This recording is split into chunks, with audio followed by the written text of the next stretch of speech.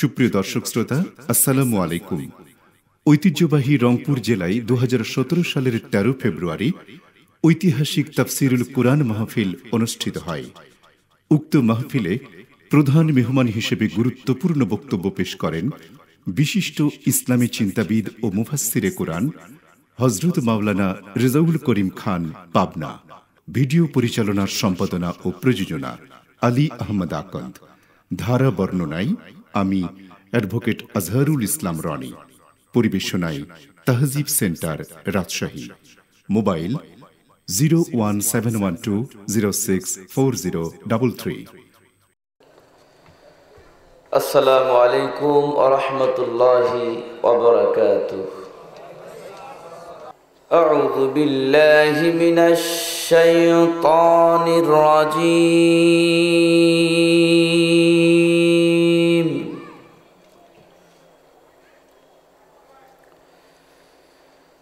বিসমিল্লাহির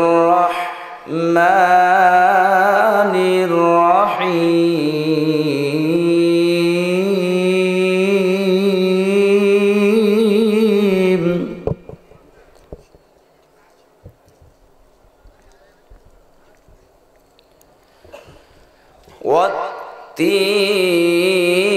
والتين والزيتون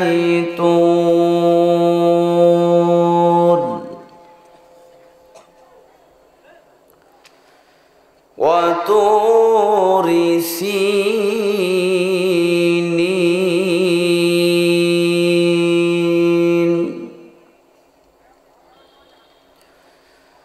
وهذا البلد الأمين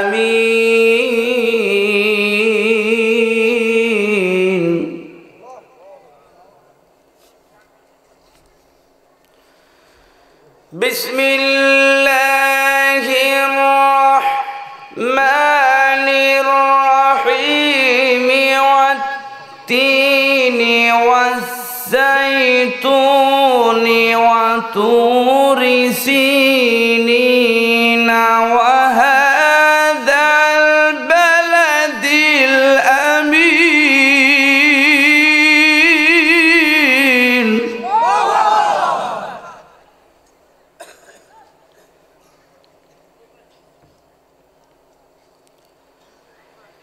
لقد خلقنا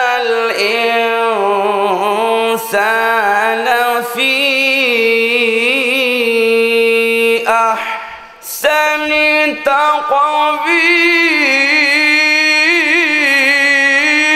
تقويم.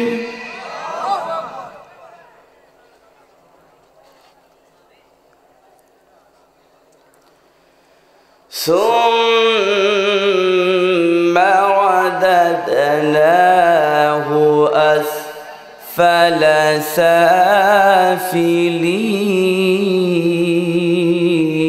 سافلين.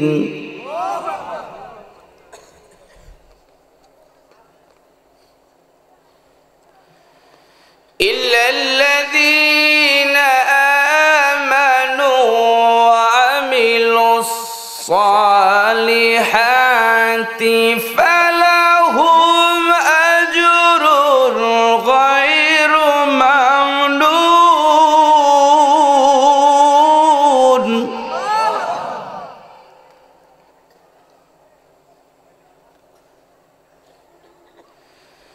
فما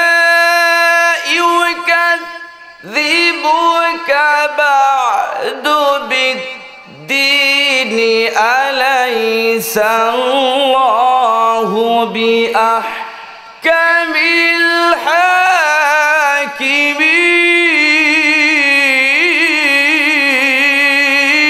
الحاكمين.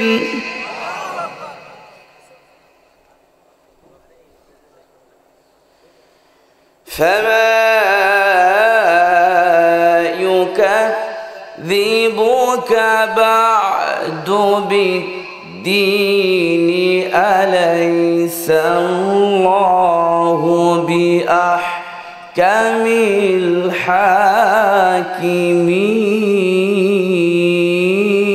الحاكمين. Sadaqallahul Azim. Innal hamdalillahil akramil ladzi khalaqal insana wa karrama wa 'allamahu minal bayani ma lam ya'lam. فسبحان الذي لا يحصى امتنانه باللسان ولا بالقلم ونشهد أن لا إله إلا الله وحده لا شريك له ونشهد أن سيدنا وحبيبنا وطبيبنا وطبيب أرواحنا محمد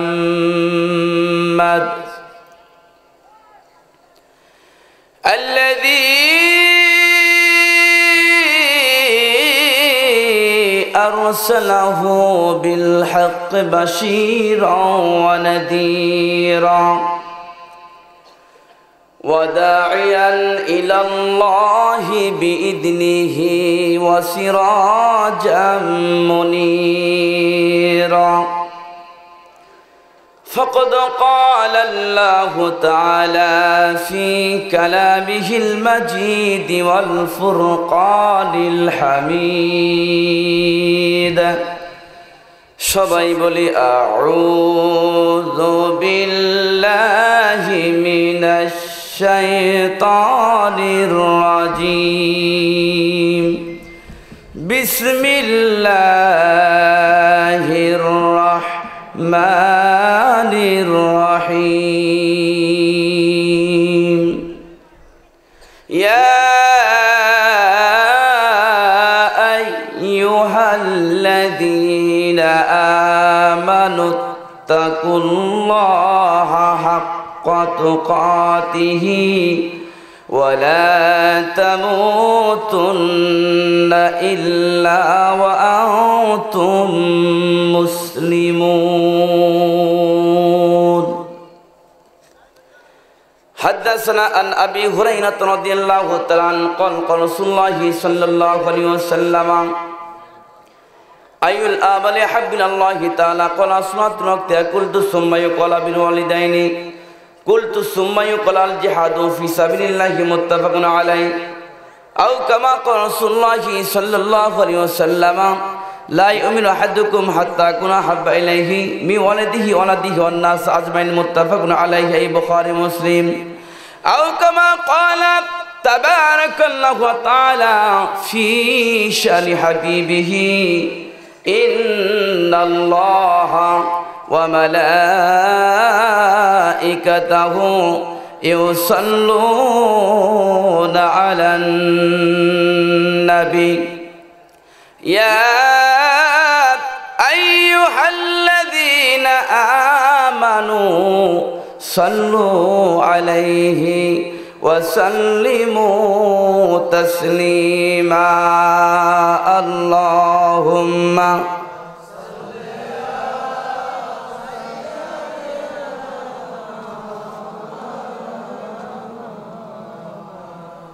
وعلى آل سيدنا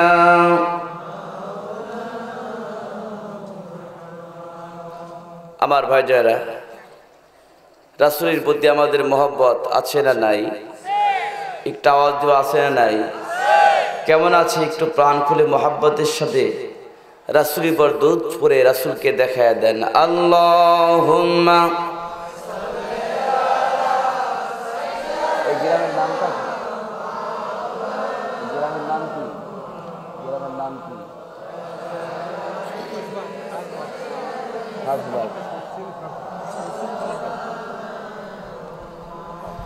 মনটা যদি হইতো প্রবল হাওয়া হইতো যদি শুভ্র কবুতর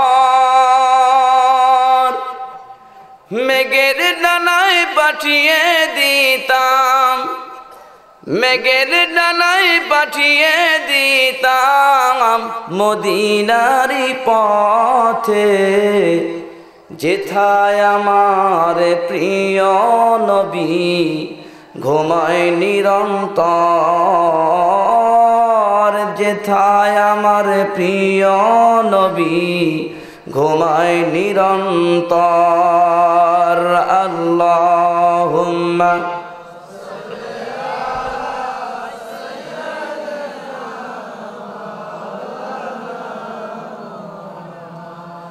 وعلى آل سيدنا। সবাই বলি বালাগাল উলা বিকামালিহি কাশাফাত দুজা বিজামালিহি হাসনাত জামিউ খিসালিহি সাল্লু। মুঝে কুছ মিলে या ना मिले मुहम्मद मिले, यानी उसाई जिसे अल्लाह मिले। बलगल उला बिकमालिही कशफत तुजा बिजमालिही हसनत जमीउ खिसालिही सल्लु। अल्लाहुम्मा आमीन। रब्बना ज़लमना अनफुसना व इल्लम तग़फिर लना व तरहमना लनकूनन्ना मिनल खासिरीन।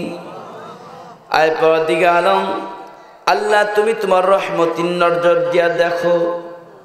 আল্লাহ খাসবাগ আলহাজ হাজরা বেগম দুরানি হাফিজিয়া মাদ্রাসা কর্তৃক আয়োজিত ঐতিহাসিক তাফসীর কোরআন মাহফিলে কতগুলি বান্দা বান্দীদেরকে নিয়ে তোমার আসমানের দিকে দেবের মতো হাত উঠাইছি। আল্লাহ তাআলা এই গ্রামের সমস্ত মানুষ যদি জান্নাতের বাগানে এসে বসতো, জান্নাতের বাগানটা ভরে যাইতো। এখনো যারা আসে নাই, আসার মন নিয়ে যারা এদিক ওদিক ঘোরাফেরা করছে, দোকানপাটে আড্ডা করছে, বাড়িতে বসে আছে, দ্রুত গতিতে তাদেরকে জান্নাতের বাগানে এসে বসার তৌফিক তুমি দান করে দাও। আল্লাহ আমরা যারা এখানে এসে বসেছি, কি মন নিয়ে কি আশা নিয়ে আকাঙ্ক্ষা করে মোহাব্বত করে আল্লাহ বসেছি, তুমি তো আলিমুল গায়ব সমস্ত মানুষের মনের খবর তুমি জানো। আল্লাহ তাআলা যে মন নিজে আশা নিজে আকাঙ্ক্ষা করে এখানে বসেছি, আল্লাহ সে আকাঙ্ক্ষা পূরণ করার তৌফিক তুমি দান করে দাও। আল্লাহ তাআলা কোরআন হাদিস থেকে আলোচনা যা কিছু বলবো, যা কিছু শুনবো সে অনুযায়ী আমল করো, বেগুনাহ মাসুম হয়ে এখান থেকে বিদায় নেওয়ার তৌফিক তুমি দান করে দাও। या रब करम तो कर करम ओ बात जुबा को जो दिल फरसर करम। और सल्लल्लाहु ताला अला खैरि कुल्किही मुहम्मद व अला आलिहि व अस्हाबिहि अजमाइन व अजला कलामिना इंदल मौत ला इलाहा इल्लल्लाहु मुहम्मदुर रसूलुल्लाह। ला इलाहा जोरे ला इलाहा ला इलाहा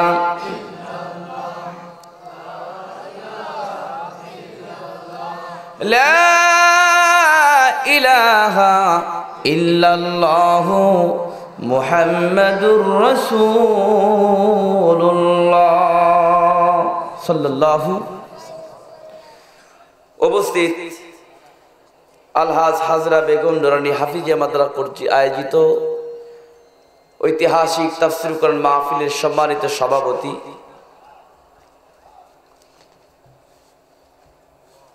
সহ সভাপতি, বিশেষ অতিথি, আমার পূর্বে যিনি ওয়াজ করলেন হযরত মাওলানা মোহাম্মদ শরীফউদ্দিন আল আজাদ সাহেব সহ তার আগে যিনি ওয়াজ করলেন আপনাদের এলাকার কৃতি সন্তান, উত্তরবঙ্গে আলোড়ন সৃষ্টিকারী হযরত মাওলানা মোহাম্মদ ওমর ফারুক সিদ্দিকী সাহেব সহ আজকের ঐতিহাসিক তাফসীর কোরআন মাহফিলের প্রধান আকর্ষণ আমার সামনে বসা বিভিন্ন জায়গা থেকে আসা সম্মানিত মুরব্বী کرام, ইয়ং জেনারেশন সম্প্রদায় যুবক ভাইয়েরা, আর রয়েছেন পর্দার অন্তরালের সম্মানিত মা ও বোনেরা। বক্তৃতার শুরুতে আমি গুনাহগার, আমার হৃদয় নিংড়ানো, প্রাণ উদার করানো সালাম জানাচ্ছি, আসসালামু আলাইকুম ওয়া রাহমাতুল্লাহি ওয়া বারাকাতুহু। আল্লাহ পাকের মেহেরবানিতে আপনারা কেমন আছেন? যে মহান আল্লাহ পাক আমাদেরকে জান্নাতের বাগানে বসার তৌফিক দান করে দিয়েছেন, আমরা বসতে পেরে খুশি না বেজার? কেমন খুশি মহান আল্লাহ তাআলাকে শুকর গুফার আদায়ের মাধ্যমে জানিয়ে দিই, সকলেই বলে আলহামদুলিল্লাহ। আর একটু জোরে বলে আলহামদুলিল্লাহ। তারপরে বিশ্ব নবী, যে নবীর উম্মত হওয়ার জন্য অনেক নবী রাসূল আফসোস করে গিয়েছেন, সেই নবীর প্রতি লাখ করে দরুদ। সকলেই বলি সাল্লাল্লাহু সাল্লাল্লাহু। রাসূলের নাম যখন নেওয়া হয় তখন সাল্লাল্লাহু আলাইহি ওয়াসাল্লাম বলতে হয়, ঠিক না ভাই? এটা কি খাস বাগ নাকি? খাস বাগ।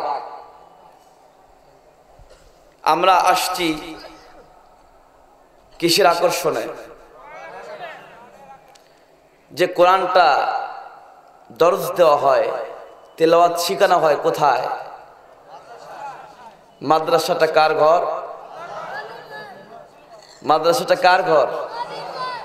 আর আল্লাহর ঘর কোনটা? দুনিয়াতে দুইটা ঘর আছে, একটা আল্লাহর, একটা তার হাবিবের, ঠিকই না? যে আল্লাহর ঘর মসজিদ, তার হাবিবের ঘর কি? মাদ্রাসায় কোরআন তেলাওয়াত শেখানো হয়।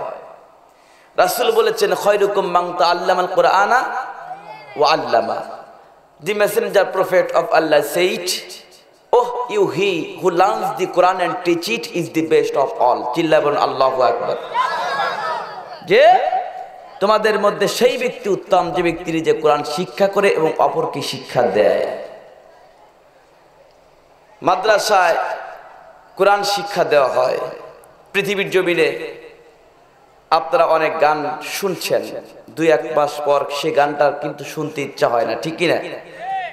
কিন্তু আপনারা বলেন তো, পৃথিবীর জমিনে যখনই আমরা আগমন করি, আগমন করা থেকে শুরু করে মৃত্যুর আগ পর্যন্ত আমরা যতই কোরআন শুনি ততই আমাদের মধুর লাগে, ঠিক না? এই আওয়াজ দিবেন কথা, ঠিক না ঠিক? কেউ কি বলে যে কোরআন তেলাওয়াত করিস না?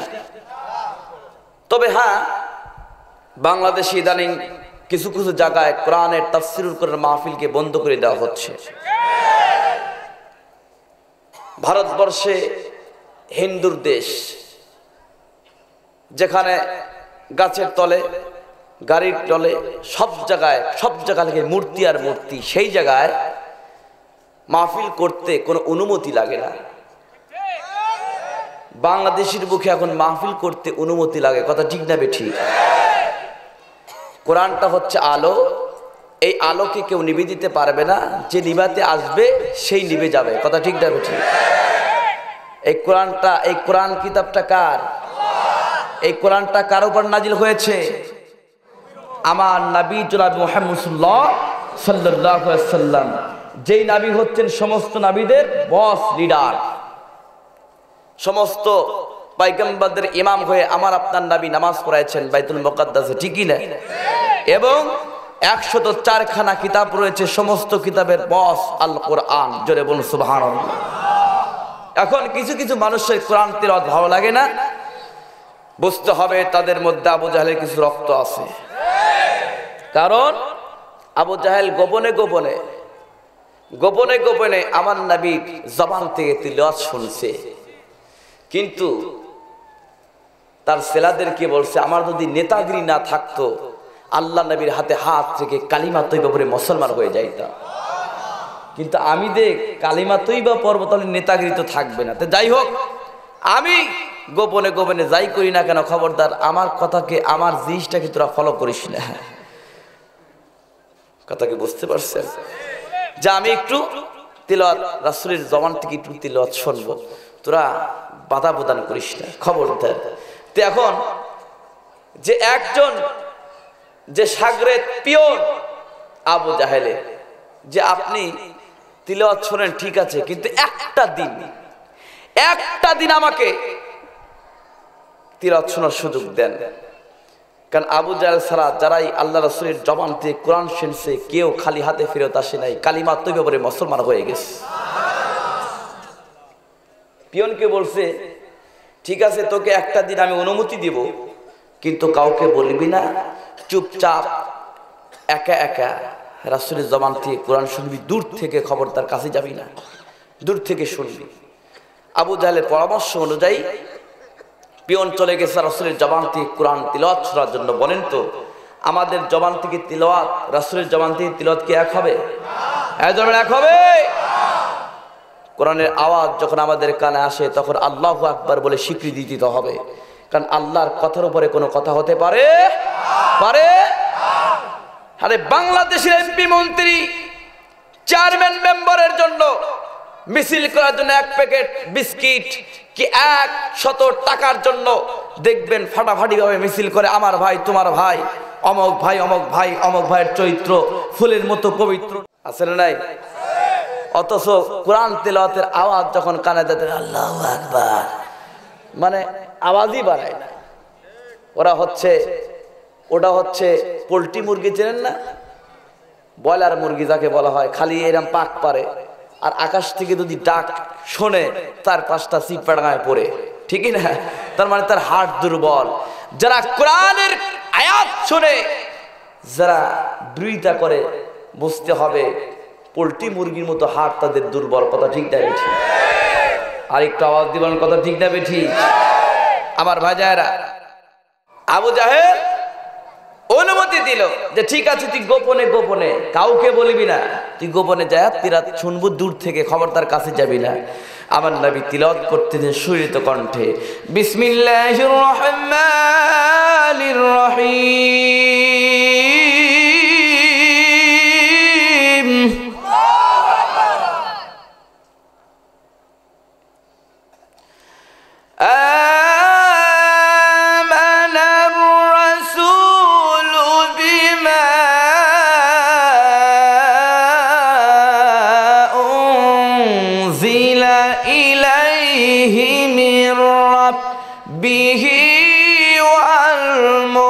والمؤمنون كل آمن بالله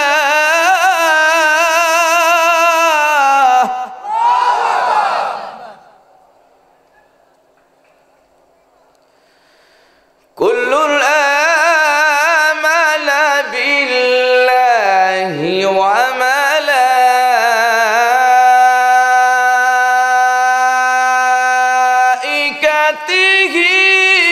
وكتبه ورسله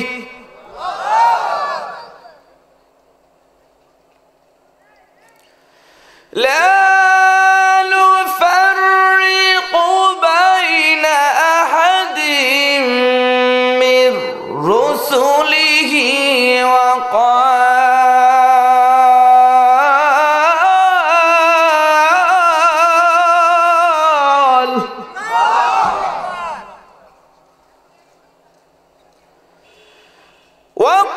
وقالوا سمعنا وأطعنا غفرانك ربنا وإليك المصير।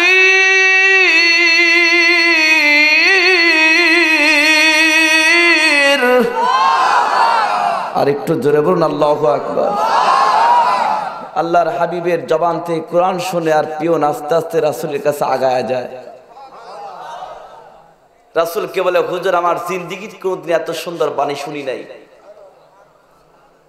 যেহেতু কাছে আসছি খালি হাতে আর ফেরত দিতে চাই না, তাড়াতাড়ি করে ইউন্টার কমপ্লিট টু ইসলাম, ইসলামের মধ্যে আমাকে নিয়ে নেন, অর্থাৎ কালিমা তৈবা পড়ে আমাকে মুসলমান বানাই নেন। চিল্লায় বলুন আল্লাহু আকবার। রাসূলের হাতে হাত রেখে কালিমা তৈবা পড়ে মুসলমান হয়ে আবু জাহেল নিকট চলে গেছে। আবু জাহেল বলছে, কি শুনলি? কয় শুনছি, মুখস্থ করছি, রাসূলের হাতে হাত রেখে কালিমা তৈবা পড়ে মুসলমান হয়ে আসছি। কি করলি? তোকে তো কাছে যেতে নিষেধ করেছিলাম, তুই কাছে গেলি আবার মুসলমানও হলি। খবরদার এই কথা কাউকে বলবি না। কয় আপনি যা বলবেন তার বিপরীত কাজ করব। জোরে কোন সুবহানাল্লাহ।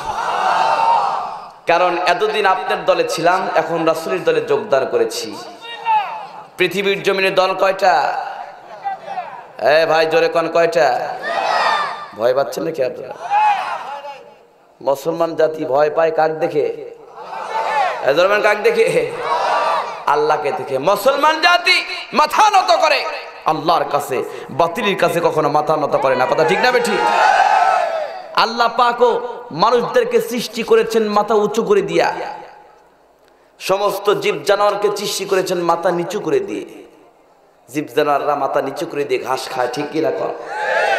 আর মানুষ মাথা সবসময় উঁচু করে রাখে, একমাত্র নামাজ পড়ার জন্য মাথা নত করে। কথা ঠিক না বেঠিক? মাথা নত করতে হবে কার কাছে? কার কাছে? আল্লাহর কাছে।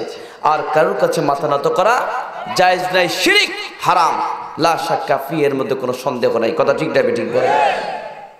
আমার বাজায়রা, দল হচ্ছে দুইটা, একটা আল্লাহর দল আর একটা হচ্ছে শয়তানের দল। এই শয়তানের দল, শয়তান হিসেবে কিছু কিছু মুনাফিক বের হয়েছে। দেখবেন ভোট নেওয়ার জন্য মুনাফিকি কিছু কাজ করছে, যে ভোট নেওয়ার জন্য ইসলামের লেবাস পরে, ভোট নেওয়ার জন্য টুপি মাথায় দেয়, আপনার কালিমার দোহাই দিয়া ক্ষমতায় আসে, ক্ষমতায় বসে আবার কালিমাওয়ালাদের পিটায়। ঠিক কিনা বলে? ঠিক কিনা? কারণ আল্লাহর মার সকলের ভার। কথা ঠিক না বেঠিক? যখনই হিজবুল্লাহ আর হিজবুস শয়তান দুইটা দল, একটা হচ্ছে আল্লাহর দল আর একটা হচ্ছে শয়তানের দল, ঠিক না? শয়তানের দল হক না আল্লাহর দল হক? আল্লাহ পাক কোরআনে কারীমের মধ্যে বলেছেন, ওমাইয়াতাওয়াল্লাল্লাহ ওয়া রাসূলাহু ওয়াল্লাযীনা আমানু ফাইন্না হিজবাল্লাহি হুমুল গালিবুন। চিল্লাবেন আল্লাহু আকবার। যা আল্লাহ এবং তার রাসূল বিশ্বাসীদেরকে বন্ধুরূপে গ্রহণ করেছে, তারাই হলো আল্লাহর দল। আল্লাহর দল হবেই বিজয়ী, লা শাক্কা ফি, এর মধ্যে কোনো সন্দেহ নাই। জোরে বলুন আল্লাহু আকবার। যে আল্লাহর দল হবেই বিজয়ী। আবু জাহেল তার পিয়নকে বলছে, তুই তো মিথ্যা দলকে গ্রহণ করলো। কয় কি? আমি তোকে একটা চিঠি লিখে দেই, রাসূলের কাছে নিয়ে যাবি, যে আমার ধর্ম সত্য, আবু জাহেলের ধর্ম সত্য না নবীর ধর্ম সত্য, আল্লাহর দল সত্য, এটা যাচাই করার জন্য আমি মুহাম্মদকে দুইটা প্রশ্ন করব। কয়টা প্রশ্ন বলেন তো? দুইটা প্রশ্ন। পিয়নের কাছে চিঠি লিখে দেয়, সে চিঠিটা নিয়ে আমার নবীর নিকটে নিয়ে যায়। আল্লাহ নবীকে চিঠি দিয়েছেন যে, এই মুহাম্মদ সাল্লাল্লাহু আলাইহি ওয়াসাল্লাম, তুমি যে দল করো তোমার দলের নাম ইসলাম, ইসলামের দল, আর আমি আবু জাহেল যে দল করি এটাই সত্য না তোমার ইসলাম ধর্ম সত্য, এটা পরীক্ষা করার জন্য আমি তোমাকে দুইটা প্রশ্ন করব। কয়টা প্রশ্ন? এই দুইটা প্রশ্নের জবাব যদি তুমি দিতে পারো তাহলে আমি আবু জাহেল তোমার কাছে মুসলমান হয়ে যাব। যদি তুমি দুইটা প্রশ্নের জবাব দিতে না পারো তাহলে তুমি মুহাম্মদকে আমার দলে আসতে হবে। রাজি আছো কিনা বলো? আমার ভাইজারা, আবু জাহেলের চিঠি পাইয়া বিশ্বনবী স্ত্রীর উপর সিগনেচার দিয়ে দেন, আর পিয়নকে বলে দেয়, তুই যা তোর মনিম আবু জাহেলকে বল আমি নবী দুইটা প্রশ্নের জবাব দিয়ে দিব। জোরে বলুন সুবহানাল্লাহ। যদি দুইটা প্রশ্নের জবাব দিতে না পারি তাহলে আমি মুহাম্মদ আবু জাহেলের ধর্মকে গ্রহণ করব, আর যদি আমি দিতে পারি তাহলে আবু জাহেল আমার দলে বাঁচবে। এই পরিপ্রেক্ষিতে স্ত্রীর উপর সিগনেচার দিয়ে দিল। সিগনেচার দিয়ে দেওয়ার পর পিয়ন যখন আবু জাহেলের নিকট চিঠিটা দিয়ে দেয়, এই চিঠিটা পাইয়া আবু জাহেল ডিক্লার দিয়ে দিল, মক্কার নগরীতে যতগুলি স্বর্ণ আছে, হাজার হাজার দিরহাম স্বর্ণকে একত্রিত কর, হাজার হাজার দিরহাম রূপাকে একত্রিত কর। স্বর্ণরা জিজ্ঞাসা করলো, মনিম আপনি স্বর্ণ দিয়ে কি করবেন, আপনি রূপা দিয়ে কি করবেন? আবু জাহেল বলছে, আমি স্বর্ণ দিয়ে একটা সোনার চেয়ার তৈরি করাবো, আর রূপা দিয়ে একটা রূপার চেয়ার তৈরি করাবো, বিশাল বড় স্টেজ সাজাবো, লক্ষ লক্ষ মানুষ থাকবে স্টেজের উপরে, ডান পাশে থাকবে স্বর্ণের চেয়ার আর বাম পাশে থাকবে রূপার চেয়ার। এই স্বর্ণের চেয়ারে বসাবো যেই ব্যক্তি বিশ্বনবীকে দুইটা প্রশ্ন করবে তার নাম হলো ইয়ামের বাচ্চা হাবিব বিন মালিক বসবে সোনার চেয়ারে, আর আমি আবু জাহেল বসবো রূপার চেয়ারে। বিশ্বনবীর জন্য কোনো চেয়ার তৈরি করাবো না। বিশ্বনবী যখন আমাদের দেওয়া দুইটা প্রশ্নের জবাব দিতে না পারবে তখন আমরা তরোয়াল নিয়ে যাব, লাঠি নিয়ে যাব, বিশ্বনবীকে চিরদিনের মধ্যে শেষ করে দেব। জোরে কান্না নাউজুবিল্লাহ। যে দুই পাশে চেয়ার থাকবে, একটা চেয়ারে বসবো আমি আবু জাহেল, যেটা চেয়ার হচ্ছে রূপার চেয়ার, আর স্বর্ণের চেয়ারে বসবে ইয়ামের বাচ্চা হাবিব বিন মালিক, যে বিশ্বনবীকে দুইটা প্রশ্ন করবে, আর তোরা লাঠি তরোয়াল নিয়ে যাবি, যদি দুইটা প্রশ্নের জবাব দিতে না পারবে সঙ্গে সঙ্গে তোরা তরোয়াল দিয়ে আঘাত করে বিশ্বনবীকে শেষ করে দিবি। জোরে কর নাউজুবিল্লাহ। আমার ভাই যায়েরা, কোরআনের পক্ষে কে আছে বলেন তো? আর জোরে বলেন কে আছে? নবীর পক্ষে কে আছে? আমার ভাই যায়েরা, রাসূলের জন্য কোনো চেয়ার নাই। ইয়ামের বাচ্চা হাবিব বিন মালিক বসার জন্য সোনার চেয়ার, আর আবু জাহেল বসার জন্য রূপার চেয়ার, কিন্তু রাসূলের জন্য কোনো চেয়ার নাই। দাঁড়িয়ে তাকে প্রশ্নের জবাব দিতে হবে। এই গোপন তথ্য ইসলামের প্রথম খলিফা হযরত আবু বকর সিদ্দিক রাদিয়াল্লাহু তাআলা আনহু জানতে পারলেন। চিল্লায় বলুন আল্লাহু আকবার। আমার ভাইজান, ইসলামের প্রথম খলিফা হযরত আবু বকর সিদ্দিক রাদিয়াল্লাহু তাআলা এই গোপন তথ্য যা জানতে পেরে দৌড়ায় বিশ্বনবীর নিকটে চলে যায়। আল্লাহ নবীকে বলে, হুজুর আপনি কি আবু জাহেলের দাওয়াতটাকে আপনি গ্রহণ করেছেন? কয় হ্যাঁ। আপনি কি সিঁড়ির উপর সিগনেচার দিয়ে দিয়েছেন? কয় হ্যাঁ। কয় শোনেন, আমি তো গোপন তথ্য নিয়ে এসেছি, আপনাকে তারা হত্যা করবে, আপনাকে শেষ করে দিবে। আপনার জন্য কোনো চেয়ার তৈরি করে নাই। আপনাকে যে দুইটা প্রশ্ন করা হবে, ওই প্রশ্ন করবে ইয়ামের বাচ্চা হাবিব বিন মালিক স্বর্ণের চেয়ারে উপর বসাইয়া, আর আবু জাহেল বসবে রূপার চেয়ারে, কিন্তু আপনার জন্য কোনো চেয়ার নাই। আপনি দাওয়াতটাকে ক্যান্সেল করে দেন, আপনি দাওয়াতটাকে বানচাল করে দেন, আপনাকে হত্যা করবে। আমার নেই বলছেন এইবার পরীক্ষা হবে আল্লাহর দল সত্য না আবু জাহেলের দল সত্য। আমার ভাইজান, আল্লাহ নবী আবু বকরকে বলে, আবু বকর তুমি বলেছো ইয়ামের বাচ্চা হাবিব বিন মালিক সোনার চেয়ারে বসবে, আবু জাহেল বসবে রূপার চেয়ারে। লা তাহজান ইন্নাল্লাহা মা'না, ভয় নাই ভয় নাই, আল্লাহ তাআলা আমাদের সঙ্গে আছেন। আল্লাহ পাক যদি মিটিং এর মধ্যে যাইতে বলে আমরা যাব, নসেদ আমাদের যাওয়ার কোনো প্রয়োজন নাই, প্রয়োজন নাই। যখন এই কথা বললেন সঙ্গে সঙ্গে বিশ্বনবী সাহাবীদেরকে হুকুম দিলেন, আর দেরি করো না, যাও তোমরা ওযু করে আসো, ওযু করে আসো, আমরা নামাজ পড়বো, নামাজ পড়ে আল্লাহ তাআলার দরবারে দোয়া করব। আল্লাহ নবী সাহাবীদেরকে নিয়ে যখন হাত তুলে মুনাজাত করা শুরু করে দিলেন, বিশ্বনবী পয়গম্বরের দোয়া কোনদিন আল্লাহ পাক ফেরত দিবেন না। কথা ঠিক না বেঠিক?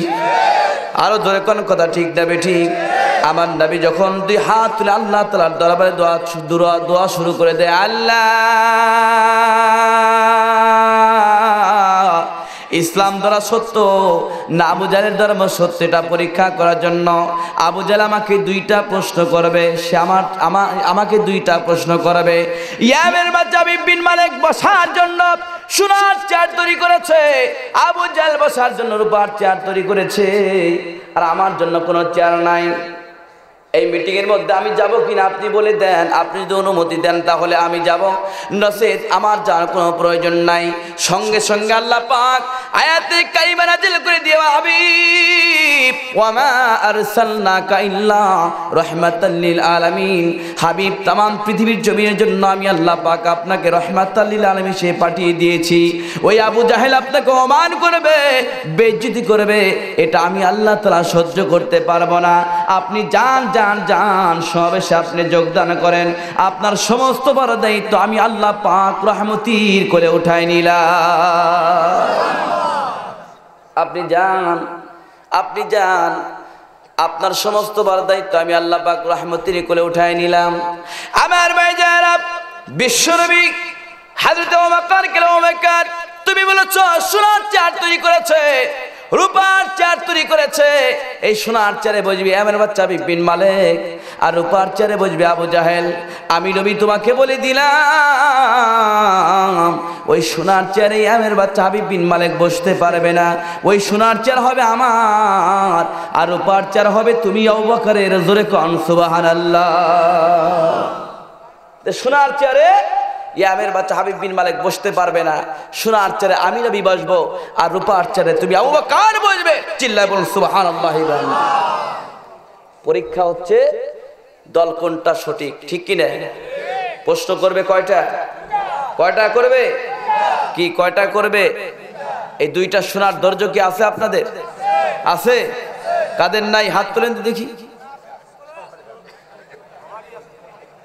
আদার কাদের হাতে হাত তুলে দেখেন নারায়ে তাকবীর।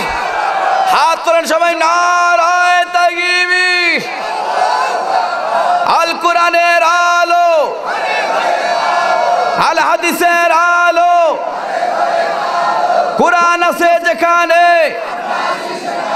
হাদিস আছে যেখানে, আল্লাহ ওয়ালারা যেখানে, পাজিরা যেখানে, ঠিক তো? হাতটাবান ইনশাআল্লাহ, তবে ইনশাআল্লাহ আমার ভাই জানেরা, নবীর সঙ্গে বিয়াদবি যে করেছে তার কি শাস্তি হয় নাই?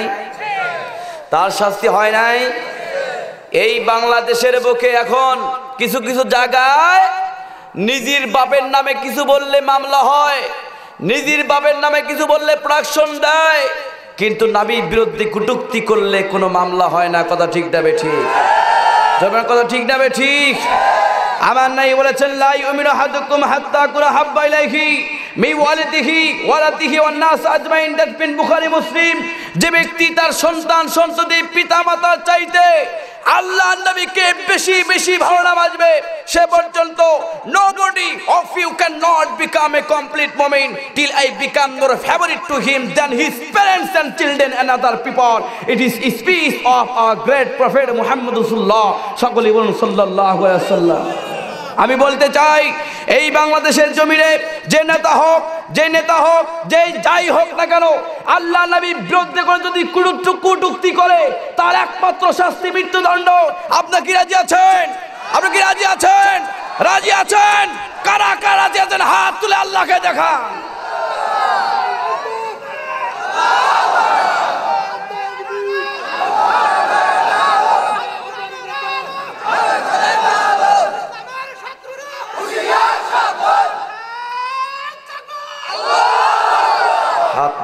হাত দাবান। রাসূল বলেছেন nobody of you cannot become a complete mu'min. তুমি যদি কমপ্লিট মুমিন হতে চাও, পিতা মাতা বাপ মার চাইতে বেশি বেশি ভালোবাসো রাসূলকে, ঠিক কি না? আরে বুখারী মুসলিম শরীফের হাদিস, বুখারী মুসলিম শরীফ, দ্যাটস মিন বুখারী মুসলিম বাইহাকি, মাসাবিস সুন্নাহ, মিশকাতুল মাসামি, মেরকাত, আশআতুল লুমাত, শরহুত তিবি, তালিকুস্তবি, মুজাহিদ হক, জাহাদুল মাজালিস, হুজ্জাতুল্লাহ লিল আলামিন। আল্লাহর জমিনে যত কিতাব আছে সমস্ত কিতাব দ্বারা প্রমাণিত সবচেয়ে বেশি ভালোবাসতে হবে আল্লাহর নবীকে। কথা ঠিক না বেঠিক? সেই রাসূলের বিরুদ্ধে কটূক্তি করেছে কিন্তু তার বিচার হয় না, ঠিক কি না? আর বাপের নামে গালি দিলে বিচার হয়।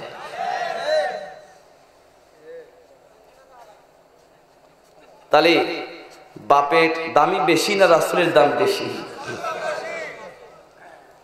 আর কিছু কিছু মানুষ রয়েছে পৃথিবীর জমিনে, যদি স্লোগান দেওয়া হয় নারায়ে তাকবীর আল্লাহু আকবার যদি বলা হয়, তাহলে বলে ওখানে রাজনীতির কিছু গন্ধ আছে। আরে নারায়ে তাকবীর আল্লাহু আকবার স্লোগান দেওয়া ফরজ, কি বলেন? বলেন কি? আমি রিজাল করিম খান ফতোয়া দিয়ে গেলাম নারায়ে তাকবীর আল্লাহু আকবার এই স্লোগান দেওয়া ফরজ।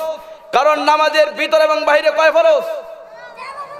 নামাজের বাইরে এবং ভিতরে 13 ফরজ। তার মধ্যে প্রথম নম্বর ফরজ হচ্ছে তাকবীরে তাহরিমা বলে আল্লাহু আকবার বলে তাকবীরে তাহরিমা বলা। কথা ঠিক না বেঠিক? কথা ঠিক না বেঠিক? তাহলে যারা এই আল্লাহু আকবার এই স্লোগানকে যারা অস্বীকার করে, যারা বলে এটা রাজনীতির প্যাচ, যেই নেতা হোক না কেন, যেই ব্যক্তি বলে এই স্লোগান দেওয়া যাবে না, ওই ব্যক্তির জানাজা তাকবীর ছাড়া হবে। কি রাজি আছেন নাকি আপনারা? রাজি আছেন? তাকবীর ছাড়া তার জানাজা হবে। তাকবীর ছাড়া কি জানাজা হবে? এই আল্লাহু আকবারটা জানাজার নামাজে, ইকামতে, আজানে, সব জায়গায় তাকবীর। কথা ঠিক না বেঠিক? আল্লাহু আকবার এর চাইতে বড় নিয়ামত আর হতে পারে পারে আমার ভাই জায়েরা, রাসূলের সাথে বেয়াদবি, রাসূলের সঙ্গে বেয়াদবি করেছিল হযরত মুসা আলাইহিস সালামের জামানায় একজন কাফিল পাদ্রী। কি আর রচনা কি চালাবো? কষ্ট পাচ্ছেন তো? কষ্ট পাচ্ছেন? ইনশাআল্লাহ ধরো ইনশাআল্লাহ। রাসূলের সঙ্গে কটূক্তি করেছিল, বেয়াদবি করেছিল কি একজন কাফিল পাদ্রী। খুব খেয়াল করবেন, কাফিল পাদ্রী, একটা পাদ্রী তাওরাত কিতাব পড়তে পড়তে হঠাৎ করে সে একটা ওয়ার্ড দেখছে, সেই ওয়ার্ডটা হচ্ছে মুহাম্মদ। যখন সাল্লাল্লাহু আলাইহি সাল্লাম, সে কাফিল বাদরি চিন্তা করছে যে আমাদের নবী মুসা কালিমুল্লাহর নাম থাকবে, কিন্তু এখানে মুহাম্মদ নাম কেন? এই জিনিসটা দেখে তখন ওই কি করছে, কেসি দিয়ে কাটছে, কেসি দিয়ে কেটে আগুন দিয়ে পুরায় ফেলা দিস। কাফিল বাদরি নামটা দেখে, কার নাম? রাসূলের নাম। কার নাম বলেন? রাসূলের নামটা দেখে 3 বার কাটছে। কাটার পর পরের দিন আবার তাওরাত কিতাব খুলে দেখে যে 3 জায়গায় কাটছি, এখন হয়ে গেছে 6 জায়গায়। তারপরেও 6 জায়গায় কাটছে। কাটার পর 3 দিন রাত্রিতে আবার তাওরাত কিতাব খুলেছে। তাওরাত কিতাব খুলে দেখে আল্লাহ নবীর নাম গোটা তাওরাতে 9 জায়গায় হয়ে গেছে। জোরে কোন সুবহানাল্লাহ। এই যখনই 9 জায়গায় হয়ে গেল, ওই কাফিল পাদ্রী রাগে আল্লাহর নবীর উপরে, আল্লাহর নবীর নামের উপরে শুধুমাত্র থুতু দিয়েছে। এই যখনই থুতু দিয়েছে, ও আর কাফিল পাদ্রী নাই, সাথে সাথে গুইসাপ হয়ে গেছে। গুইসাপ হয়ে গেছে। কার সাথে বিয়াদবি করছে বলেন? এই কথা বলেন, কার সাথে? নবীর সঙ্গে। আমার ভাইজানেরা, পর্দার অন্তরে মা বোনেরা, মুরব্বী কিরামেরা, ইহুদি সম্প্রদায় যুবক ভাইরা, একটু ভালো করে শ্রবণ করুন। আল্লাহ নবীর নামের উপরে যখন থুতু দিয়েছে, সঙ্গে সঙ্গে সে গুইসাপ হয়ে গিয়েছে। এখন চিন্তা করেছে, আমি যদি বাড়ি থেকে বের হয়ে যাই, দিনের বেলা যদি আমি বাড়ি থেকে বের হই, তাহলে তো আমাকে লাঠি পিটা করে মানুষ শেষ করে দিবে। কথা ঠিক না বেঠিক? এখন আমার যে এইরকম অবস্থা হলো, আমার এইরকম অবস্থা হলো, এই জিনিসটা এই জামানার পয়গম্বর হযরত মুসা সাল্লামের কাছে আমি সমস্ত ঘটনা খুঁটে বলবো। জোরে কোন সুবহানাল্লাহ। আমার ভাইজানেরা, কিতাব প্রমাণ করেছে দিনের বেলায় ওই গুইসাপটা লুকায়া থাকে, রাত্রি বেলায় বাড়ি থেকে বের হইয়া আস্তে আস্তে আস্তে আস্তে আস্তে আস্তে তুর পাহাড়ে যায়। যে তুর পাহাড়ে তো মুসা কালিমুল্লাহ আসে, তার কাছে সমস্ত ঘটনা খুলে বলবো। একটু খেয়াল করবেন, যখন এই গুইসাপটা তুর পাহাড়ে চলে যায়, আল্লাহ নবী মুসা কালিমুল্লাহ যখন চলে আসছে, ওই গুইসাপ মুসা কালিমুল্লাহকে বলে, হুজুর আপনি কি আমাকে চেনেন না? কয় না। তোর পরিচয়টা কি? কয় আমি তো কাফিল পাদ্রী। তোর এইরকম অবস্থা হলো কেন? কয় আপনার তাওরাত, আপনার উপর যে একটা কিতাব নাজিল হয়েছে তাওরাত, এই তাওরাত কিতাব আমি পড়তে পড়তে একটা নাম দেখেছিলাম, ওই নামের উপর আমি থুতু দেওয়ার কারণে আমি গুইসাপ হয়ে গিয়েছি। আমার ভুল হয়েছে, আপনি একটু আল্লাহ তাআলার দরবারে দোয়া করেন, যাতে করে আমার পূর্বের চেহারা আল্লাহ পাক ফেরত দিয়ে দেয়। আমার ভাইজানেরা, ইহুদি সম্প্রদায় যুবক ভাইরা, একটু ভালো করে শ্রবণ করুন। ওই কাফিল পাদ্রী গুইসাপ যখন এই কথা বলেছে, আল্লাহ নবী মুসা কালিমুল্লাহ আল্লাহর দিকে রুজু হইয়া আল্লাহকে বলে, আল্লাহ সে তো ভুল করেছে, তুমি তাকে মাফ করে দাও, তাকে তুমি মাফ করে দাও, সে তো ভুল করেছে। আল্লাহ পাক মুসা কালিমুল্লাহকে বলে, মুসা রে, আমি তাকে মাফ করতে পারবো না, আমি তাকে মাফ করতে পারবো না, যার সাথে বিয়াদবি করছে তার কাছ থেকে মাফ চাইতে বল। আচ্ছা বলেন তো দেখি, যার সাথে বিয়াদবি করছে রাসূল সাল্লাল্লাহু আলাইহি ওয়াসাল্লাম, সে তো দুনিয়াতে আসছে? সে দুনিয়াতে আসেই নাই, সে তো দুনিয়াতে আসে নাই, তার কাছে মাফ চাবে কিভাবে? আল্লাহ নবী মুসা কালিমুল্লাহ আল্লাহকে বলছে, আল্লাহ তুমি কেমন কথা বললেন? বিশ্বনবীর নিকটে কি হবে এই ব্যক্তি মাফ চাবে? এই গুইসাপটা কি হয় বিশ্বনবীর কাছে মাফ চাবে? রাসূল তো দুনিয়াতে এখনো আসেই নাই, তার কাছে মাফ চাবে কিভাবে? আল্লাহ পাক মুসা কালিমুল্লাহকে জানিয়ে দেয়, মুসা রে, আমার হাবিব যতদিন পর্যন্ত পৃথিবীর জমিনে নাচবে, ততদিন পর্যন্ত এই গুইসাপকে আমি মারবো না, এই গুইসাপের হায়াতকে আমি আল্লাহ পাক বৃদ্ধি করে দিলাম। আমার হাবিব যতদিন পর্যন্ত পৃথিবীর জমিনে না আসবে, ততদিন পর্যন্ত গুইসাপ মরবে না, এই গুইসাপের হায়াতকে বৃদ্ধি করে দিলাম।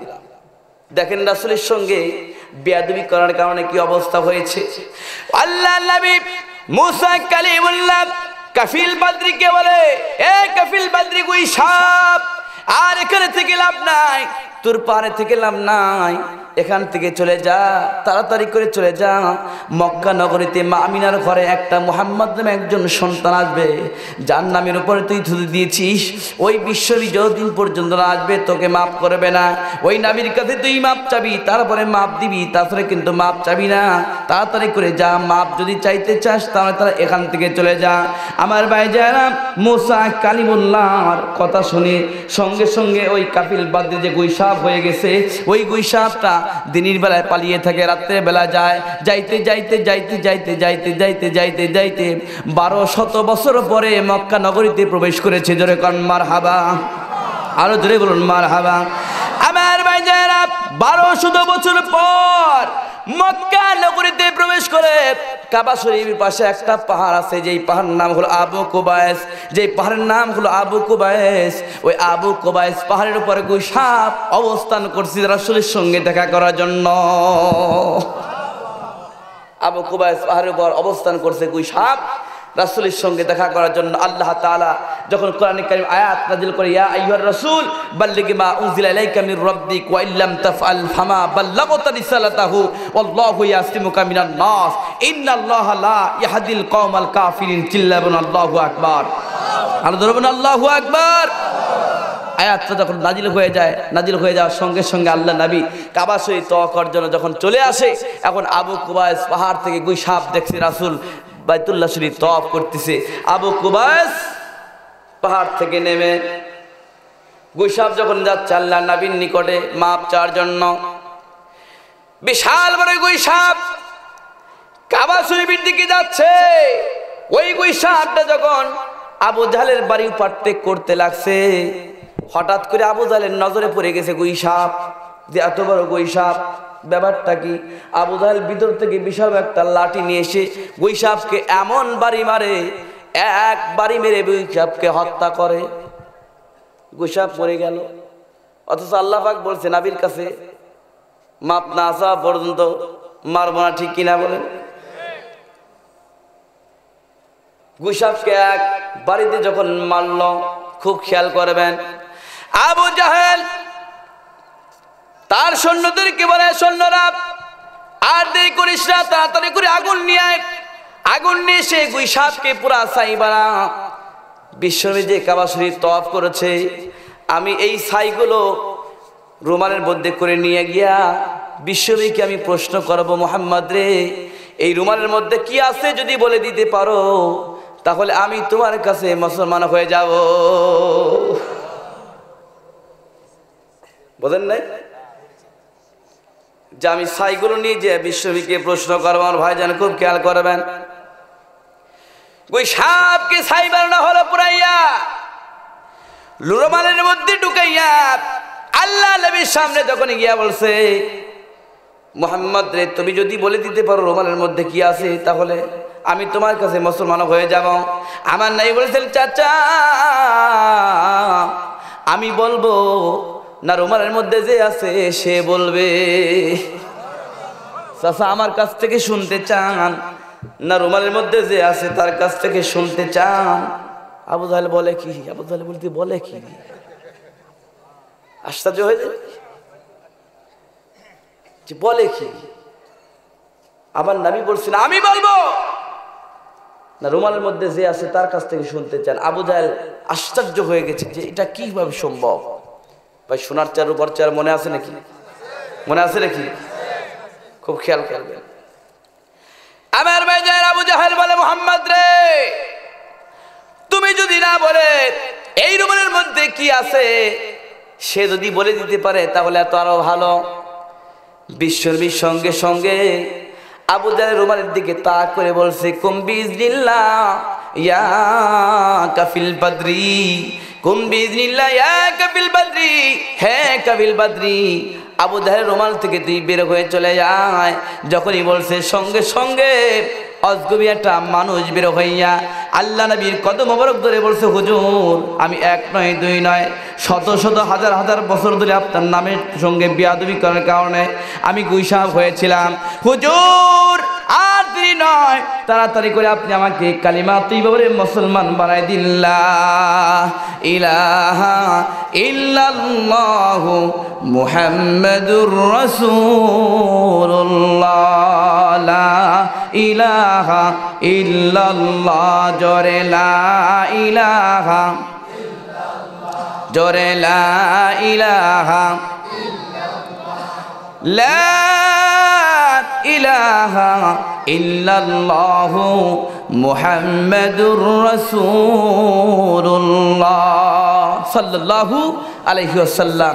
রুমালের মধ্যে থেকে যখন কাফিল বাদরি বের হয়ে যায়, আল্লাহর নবী আবু জাহলকে বলছে, চাচা আপনি তো বলছিলেন যে কি আছে যদি বের করে দিতে পারি কালিমা তৈয়বা পড়ে মুসলমান হবেন, তা আসেন কালিমা তৈয়বা পড়েন, তাহলে তাড়াতাড়ি আসেন। আবু জাহেল বলে, মোহাম্মদ রে, মক্কা নগরীতে বহু জাদুকর দেখছি, তোর মতো জাদুকর দেখি নাই। জোরে কর নাউযুবিল্লাহ, আযর কর নাউযুবিল্লাহ। এই ফাঁকে আবু লাহাব এসে বলে, ভাইজান এই মুসলমান জাতি এমন একটা জাতি, এই মুসলমান জাতি কারোর কাছে মাথা নত করে না, একমাত্র আল্লাহর কাছে মাথা নত করে। মুহাম্মদকে মারার একটা পথ আছে। কি পথ? যখন রাসূল নামাজে দাঁড়িয়ে যাবে, তখন বিশাল একটা পাথর মেরে রাসূলকে হত্যা করা হবে। কারণ মুসলমান জাতি যখন নামাজ পড়ে কোনো চিন্তা তার থাকে না। জোরে কোন সুবহানাল্লাহ। আমরা তো ডিজিটাল নামাজ পড়ি, ডিজিটাল নামাজ তো বোঝেন, খালি মুরগির মতো এরকম ঠোকরায়, খালি ডিপ পারে আর ওঠে, ঠিক না? কিছু কিছু মানুষ আবার দেখবেন নামাজে দাঁড়িয়ে চিন্তা করে, হায় হায় স্যান্ডেল ধরে রাখে চুরি হয়ে যায় কিনা।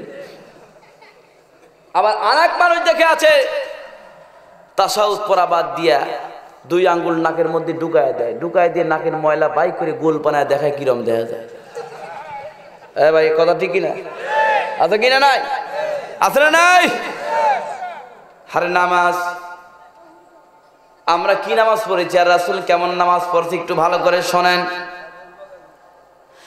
আবু জাহেলকে যখন বুদ্ধি দেয় আবু লাহাব, আবু জাহেল বলে, আবু লাহাব এই কাজটা যদি তুই করতে পারিস, মক্কা নগরী তোর একটা নাম হয়ে যাবে, রাসূলকে হত্যা করছিস, এই কাজটা তোর দ্বারাই হবে। তুই যা, যেভাবে হোক না কেন মুহাম্মদকে পাথর মেরে শেষ করে দে। আমার নবী যখন নামাজে দাঁড়িয়ে গিয়েছেন, নামাজে দাঁড়িয়ে গিয়ে সেজদায় পড়ে গিয়ে যখন সুবহান রাব্বিল আলা, সুবহান রাব্বিল আলা, সুবহান রাব্বিল আলা বলে যখন সেজদায় পড়ে আছে, আর আবু লাহাব পিছনে পাথর নিয়ে চলে যাচ্ছে আমার হাবিবকে মারার জন্য, এইরকম করে পাথর নিয়ে চলে যাচ্ছে আমার হাবিবকে মারার জন্য। কিন্তু পাথর নিয়ে যায় দুনিয়ার মানুষ না জানলে কে দেখছে? বলে কে দেখছে? আরো জবান কে দেখছে? আমার ভাইজানেরা, আবু লাহাব বিশ্ব নবীকে পাথর মারার জন্য যায়, সাথে সাথে আল্লাহ তাআলা একটা সূরা নাজিল করে দেয়। যেই সূরাটা হলো সূরা লাহাব। বিসমিল্লাহির রহমানির রহিম। তাব্বাত ইয়াদা আবি লাহাবি ওয়া তাব্বা মা আগনা আনহু মালুহু ওয়া মা কাসাব সায়াসলা নারান যাতাল লাহাবি ওয়া ইমরাতুহু হাম্মালাতাল হাতাব ফি জিদিহা হাবলুম মিন মাসাদ। জোরে বলুন আল্লাহু আকবার। আর জোরে বলুন আল্লাহু আকবার। আমার ভাইজানেরা, আবু লাহাব পিছনে পাথর নিয়ে যায় আর বিশ্বনবী সিজদায় পড়ে গিয়া আল্লাহর তাসবিহ তিলাওয়াত করেছে।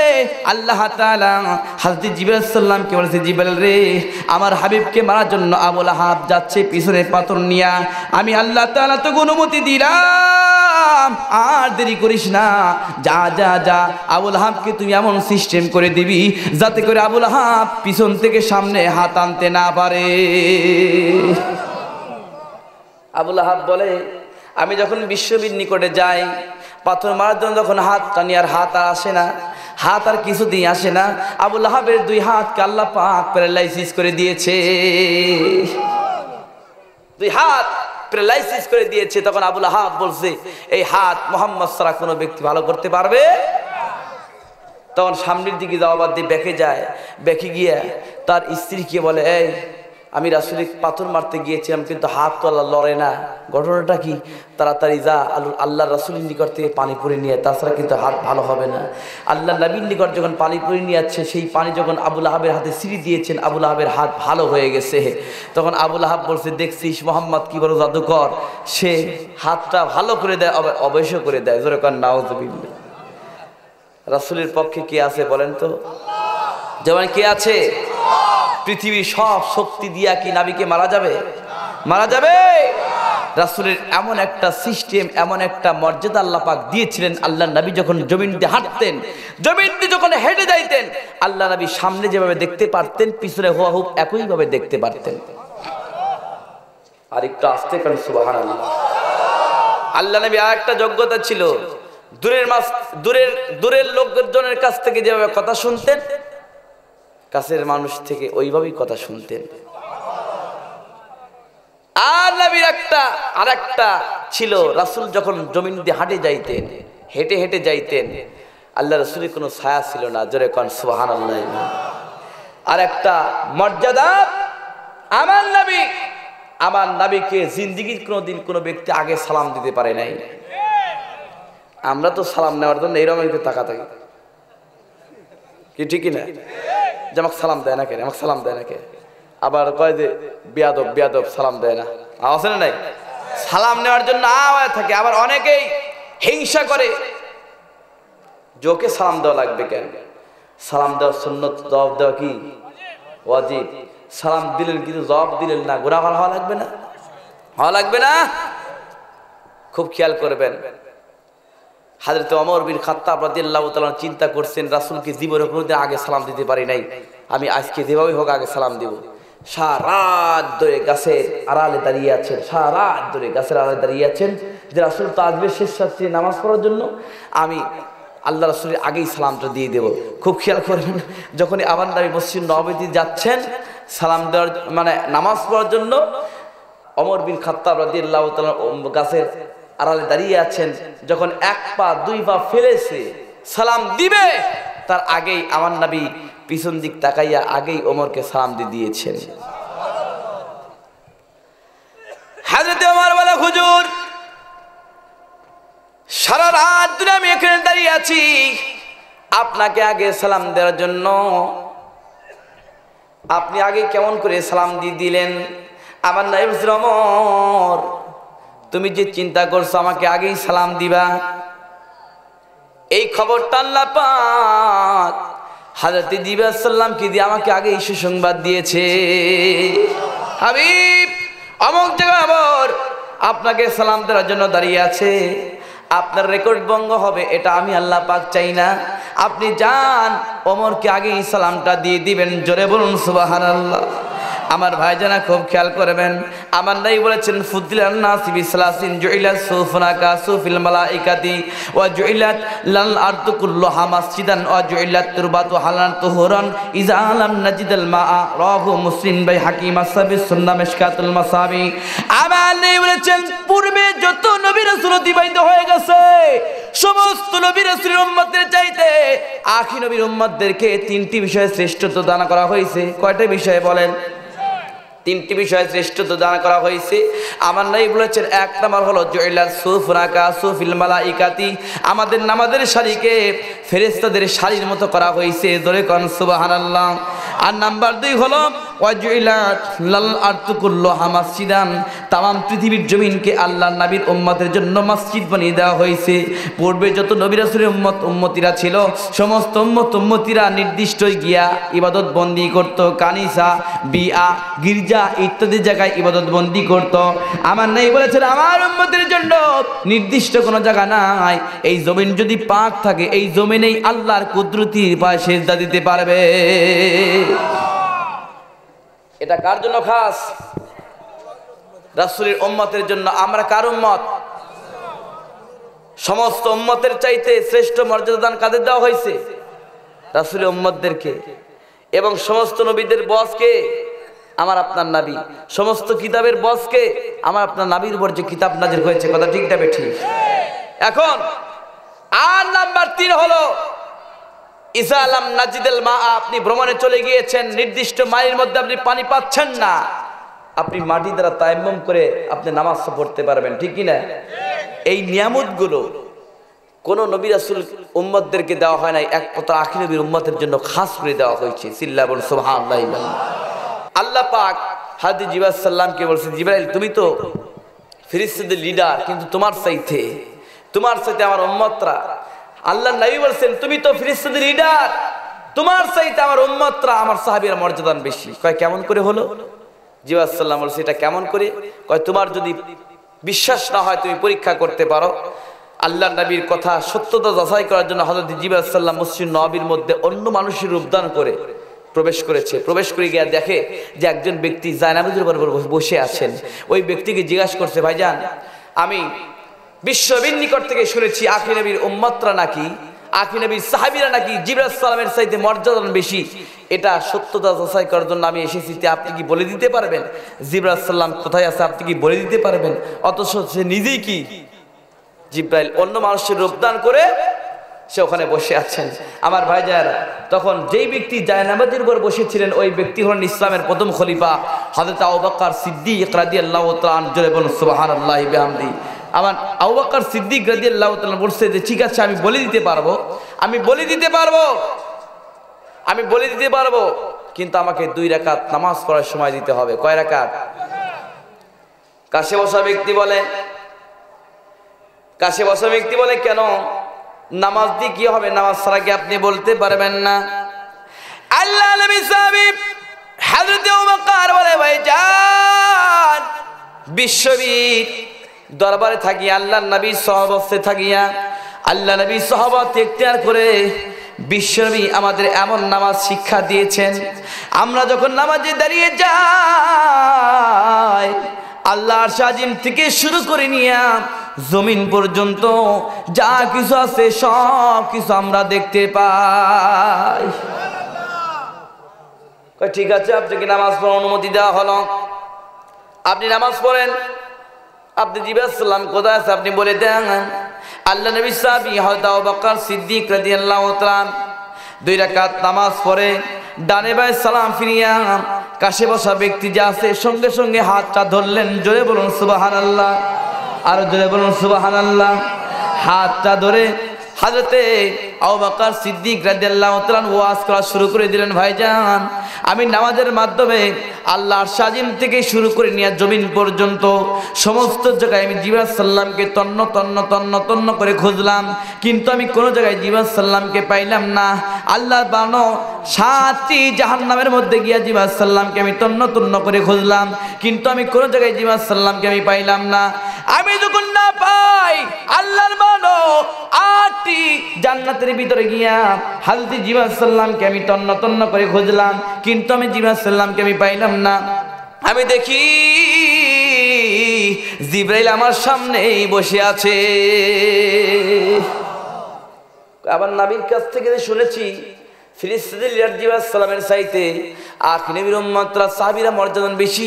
এটা 100% সত্য, লা শাক্কা ফিহি, এর মধ্যে কোনো সন্দেহ নাই। জোরে কোন সুবহানাল্লাহ। আমার ভাইজানেরা, রাসূলের উম্মত আপনি যদি আল্লাহ ওয়ালা হন সব কিছু আপনার কথা শুনবে কিনা? এই কথা শুনবে কিনা?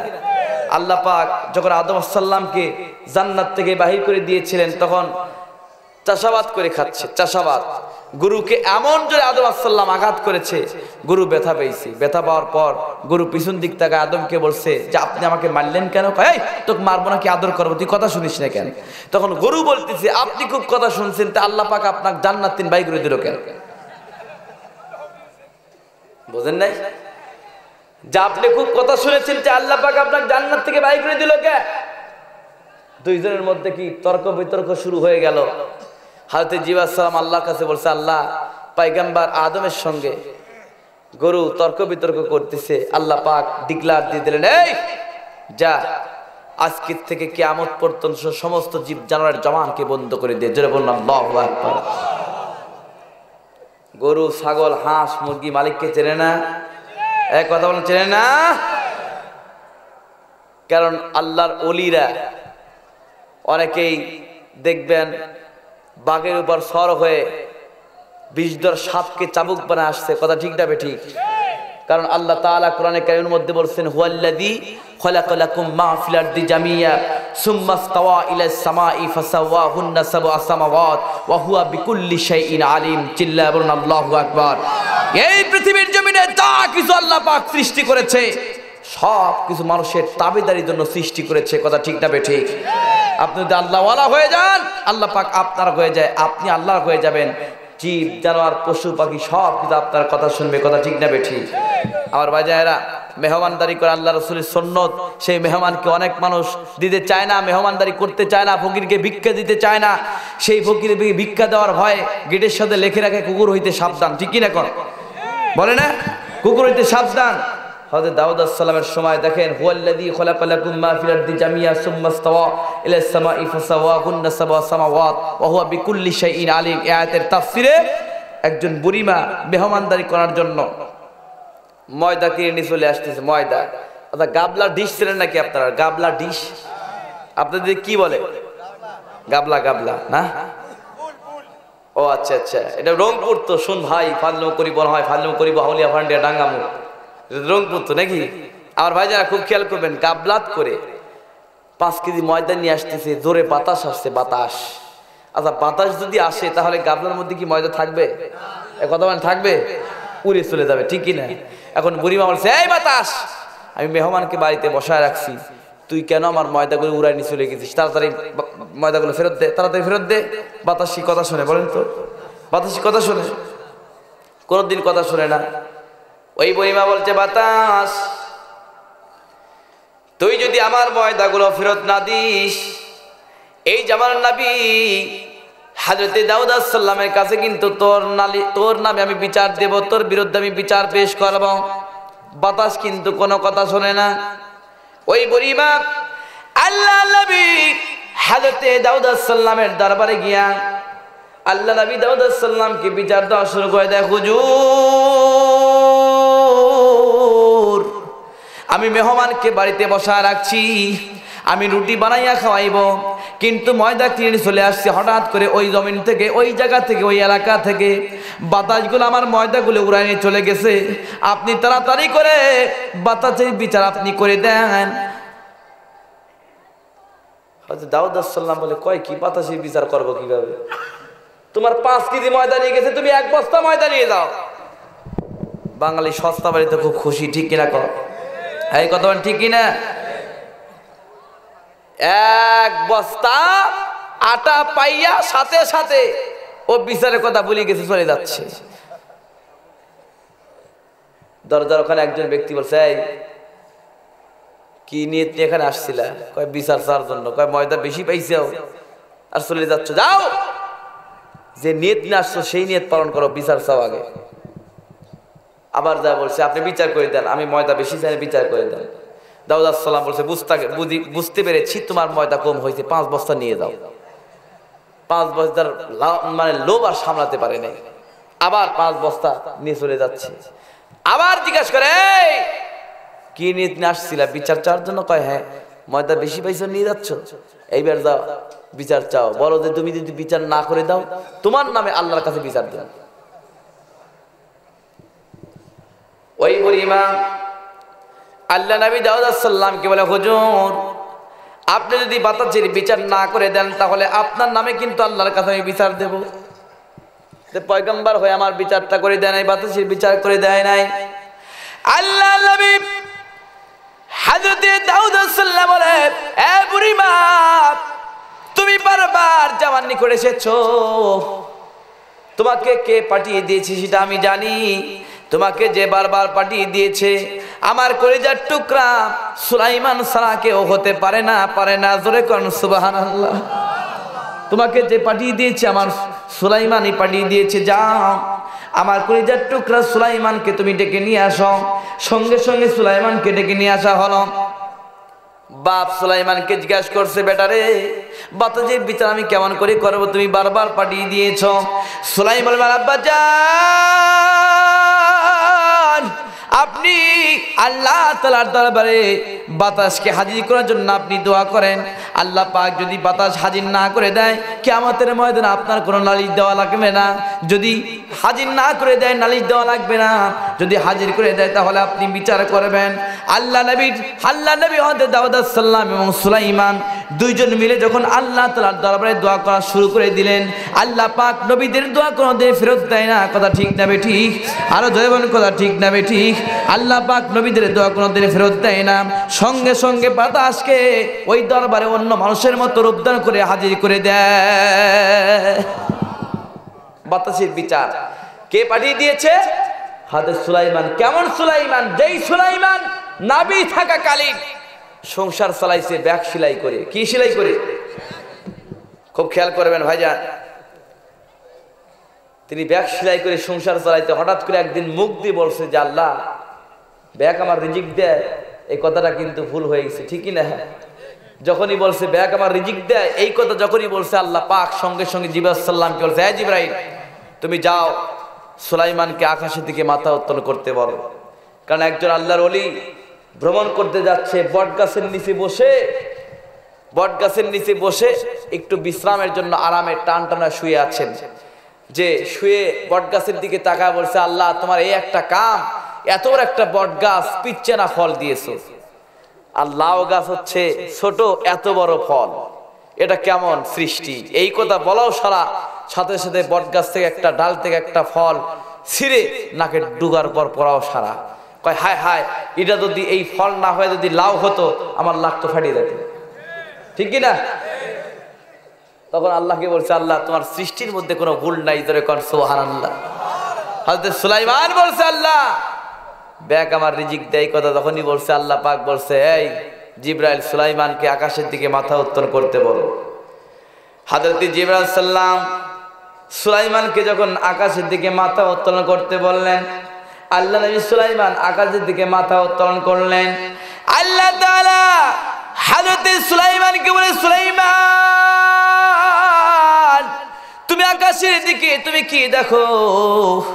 সঙ্গে সঙ্গে সুলাইমান বলে, আল্লাহ সারা জীবন ভরে আমি চন্দ্র সূর্য নক্ষত্র দেখেছি, কিন্তু আজ তো চন্দ্র সুন্দর কিছুই তো চোখে পড়ে না, শুধু ব্যাগ আর ব্যাগ ঝুলতেছে, ব্যাগ আর ব্যাগ ঝুলতেছে। ধরে কোন সুবহানাল্লাহ, আরো জোরে বলুন সুবহানাল্লাহ।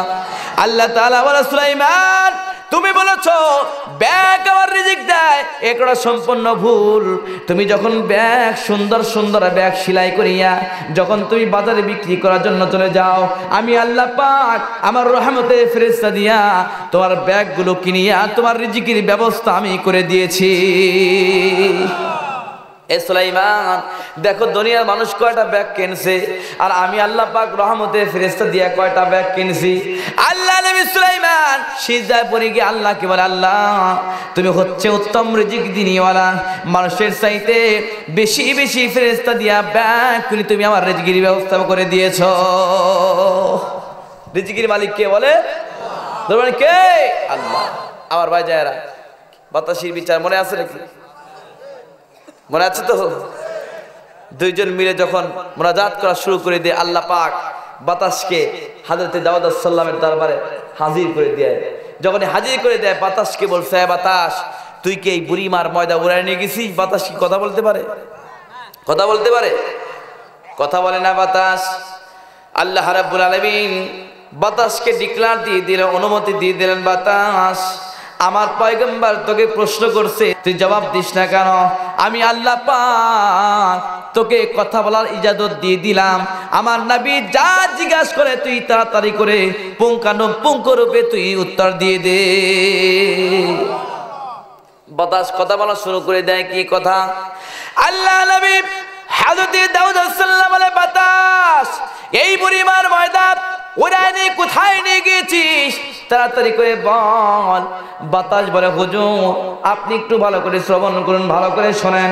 আপনার মহল্লার পাশে একটা বিশাল বড় সমুদ্র রয়েছে, এই সমুদ্র দিয়ে একটা বিশাল বড় জাহাজ আসতে লাগছিল। জাহাজটা যখন সমুদ্রের মাঝখানে আসলো, মাঝখানে আসার সঙ্গে সঙ্গে জাহাজের তলদেশ থেকে একটা তক্তা ছিদ্র হয়ে গিয়েছিল। এই তক্তা যখন ছিদ্র হয়ে যায়, জাহাজের মধ্যে আস্তে আস্তে পানি ওঠা শুরু হয়ে যায়। জাহাজের মধ্যে পানি ওঠে আর জাহাজটা আস্তে আস্তে ডুবে ডুবে যাচ্ছে। ওই জাহাজের মধ্যে অনেকগুলো নারী পুরুষ ছিল, শিশু সন্তানরা ছিল। জাহাজবাসীরা আল্লাহর দরবারে কান্দে আর বলে, আল্লাহ আমরা যদি প্রাণকে রক্ষা পেয়ে যাই, আমরা যদি প্রাণকে রক্ষা পেয়ে যাই, এই জাহাজের মধ্যে যতগুলি মালামাল আছে সব মালামাল আল্লাহ তোমার রাস্তায় দান করে দিব। ওই নারীরা কান্দে, পুরুষরা কান্দে, নারী পুরুষ শিশু সহকারে সবাই যখন কান্নাকাটি শুরু করে দেয়, বাতাস আল্লাহ নবী দাউদ আলাইহিস সালাম বলে, হুজুর নারী পুরুষ যখন কান্নাকাটি শুরু করে দিয়েছে, জাহাজটা আস্তে আস্তে আস্তে আস্তে ডুবে ডুবে যাচ্ছে। আল্লাহ পাক তখন আমি বাতাসকে হুকুম করছে, বাতাস আমি আল্লাহ থেকে অনুমতি দিলাম যে ভাই হোক না কেন এই জাহাজটাকে তুই উদ্ধার কর, এই জাহাজটাকে উদ্ধার কর। বাতাস বলে, হুজুর আমি तमाम পৃথিবীর জমিনতে ঘুরি, কিভাবে এই জাহাজটা উদ্ধার করব? হঠাৎ করে দেখি এই বুড়িমা 5 কেজি ময়দা কিনে বাড়িতে গিয়ে চলে যাচ্ছে। আমি বাতাস সঙ্গে সঙ্গে এই ময়দাগুলো উড়াই নিয়ে গিয়া সমুদ্রের পানি দ্বারা সুন্দর করে আমি আটা বানাইলাম। আটা বানাইয়া ওই যে তক্তা ছিদ্র হয়ে গিয়েছিল, ওই তক্তার সঙ্গে যখন আটা লাগায় দিলাম, ওই তক্তার সঙ্গে আটা লাগায় দেওয়ার কারণে ওই জাহাজটা ডুবা বন্ধ হয়ে গেল। সমস্ত নারী পুরুষ প্রাণ রক্ষা পাইল। এটা যদি আমার ভুল হয়ে যায় তাহলে আপনার শাস্তি, আমার শাস্তি দিয়ে দেন। জোরে কোন সুবহানাল্লাহ। আমার ভাইজারা, বাতাসের জমান থেকে কথা শুনিয়া আল্লাহ নবী হযরত দাউদ আলাইহিস সালাম বলছে, শোনো ও সৈন্যরা, আর দেরি করো না, যাও তাড়াতাড়ি করে জাহাজটাকে উদ্ধার করো।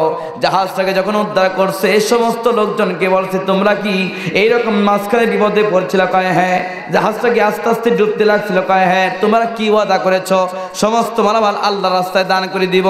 আল্লাহ নবী দাউদ আলাইহিস সালাম বলে, না না না, আমি বাতাসের বিচার করে দিলাম। সেটা হলো, যেহেতু এই বুড়িমার ময়দার কারণে তোমরা প্রাণকে রক্ষা পেয়েছো, আমি বিচার করলাম এই জাহাজের মালামালকে তোমরা 2 ভাগ করো। 1 ভাগ পাবে এই বুড়িমা, আর 1 ভাগ পাবে আল্লাহর রাস্তায়। আল্লাহ নবী সুলাইমান আলাইহিস সালাম বুড়িমাকে বলছে, এই বুড়িমা, ময়দা কি এখন বেশি পাইলে না কম পাইলে?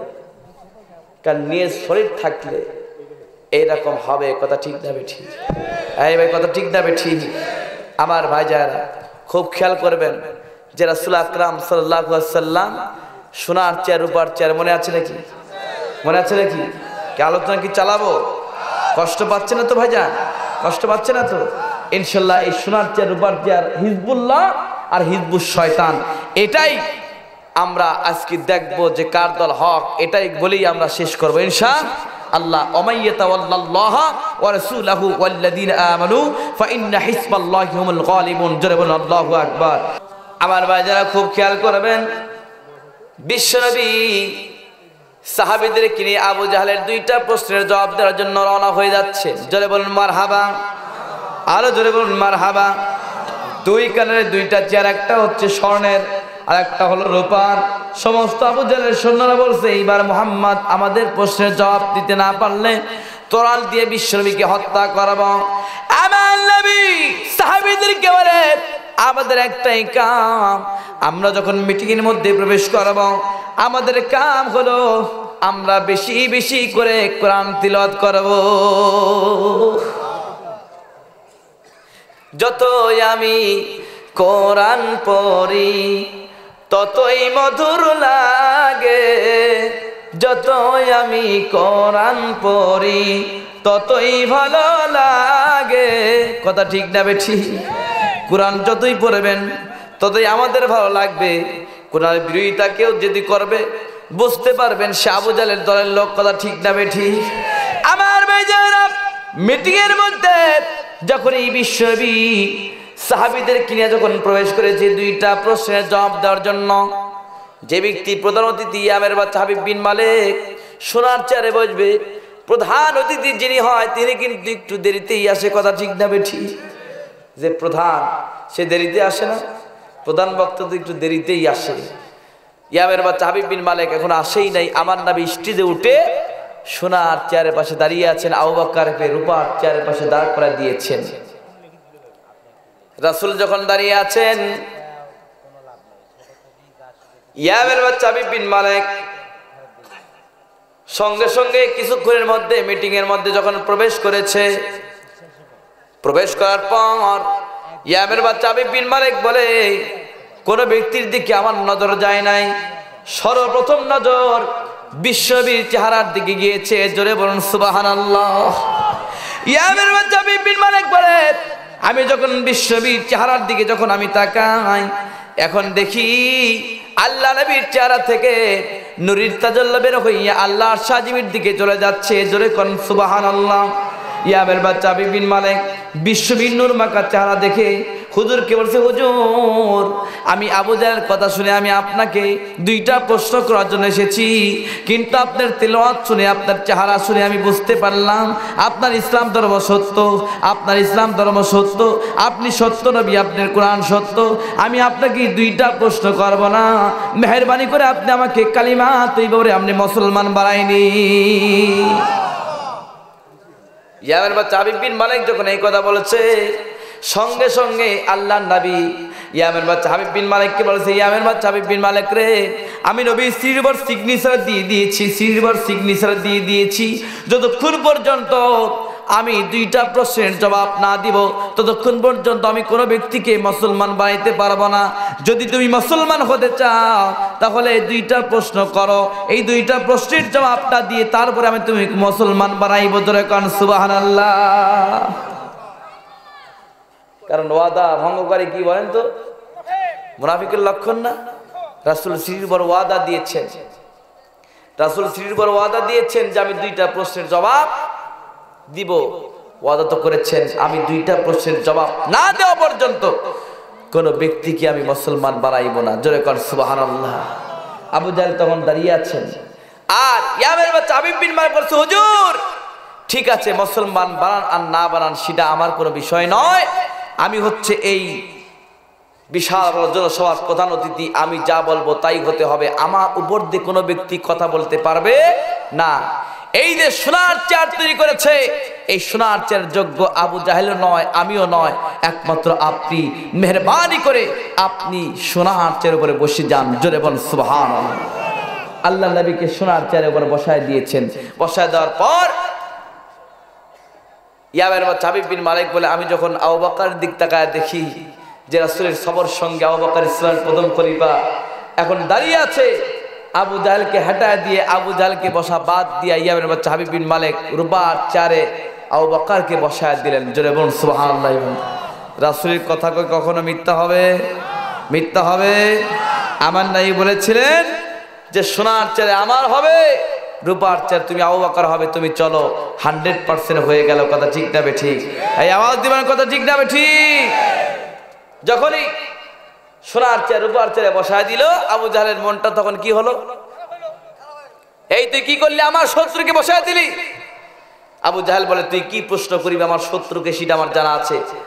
ইয়ামের বাচ্চা হাবিব বিন মালিককে বলছে, তোর কোনো প্রশ্নের প্রয়োজন নাই, আমি আবু জাহেল দুইটা প্রশ্ন মুহাম্মদকে করব। তখন রাসূল বলছেন, চাচা যে প্রশ্ন করে আর যে উত্তর দেয় উভয় কিন্তু এক নয়, উত্তরদাতাই হচ্ছে বড়, এই জন্যই তো আমি চেয়ারে বসছি আপনার উত্তর দেওয়ার জন্য। জোরে কোন সুবহানাল্লাহ। অ্যানসার টু দা পয়েন্ট, আপনি প্রশ্ন করেন আপনার প্রশ্নের জবাব আমি দিয়ে দিব। জোরে বলুন সুবহানাল্লাহ। আমার বাজারা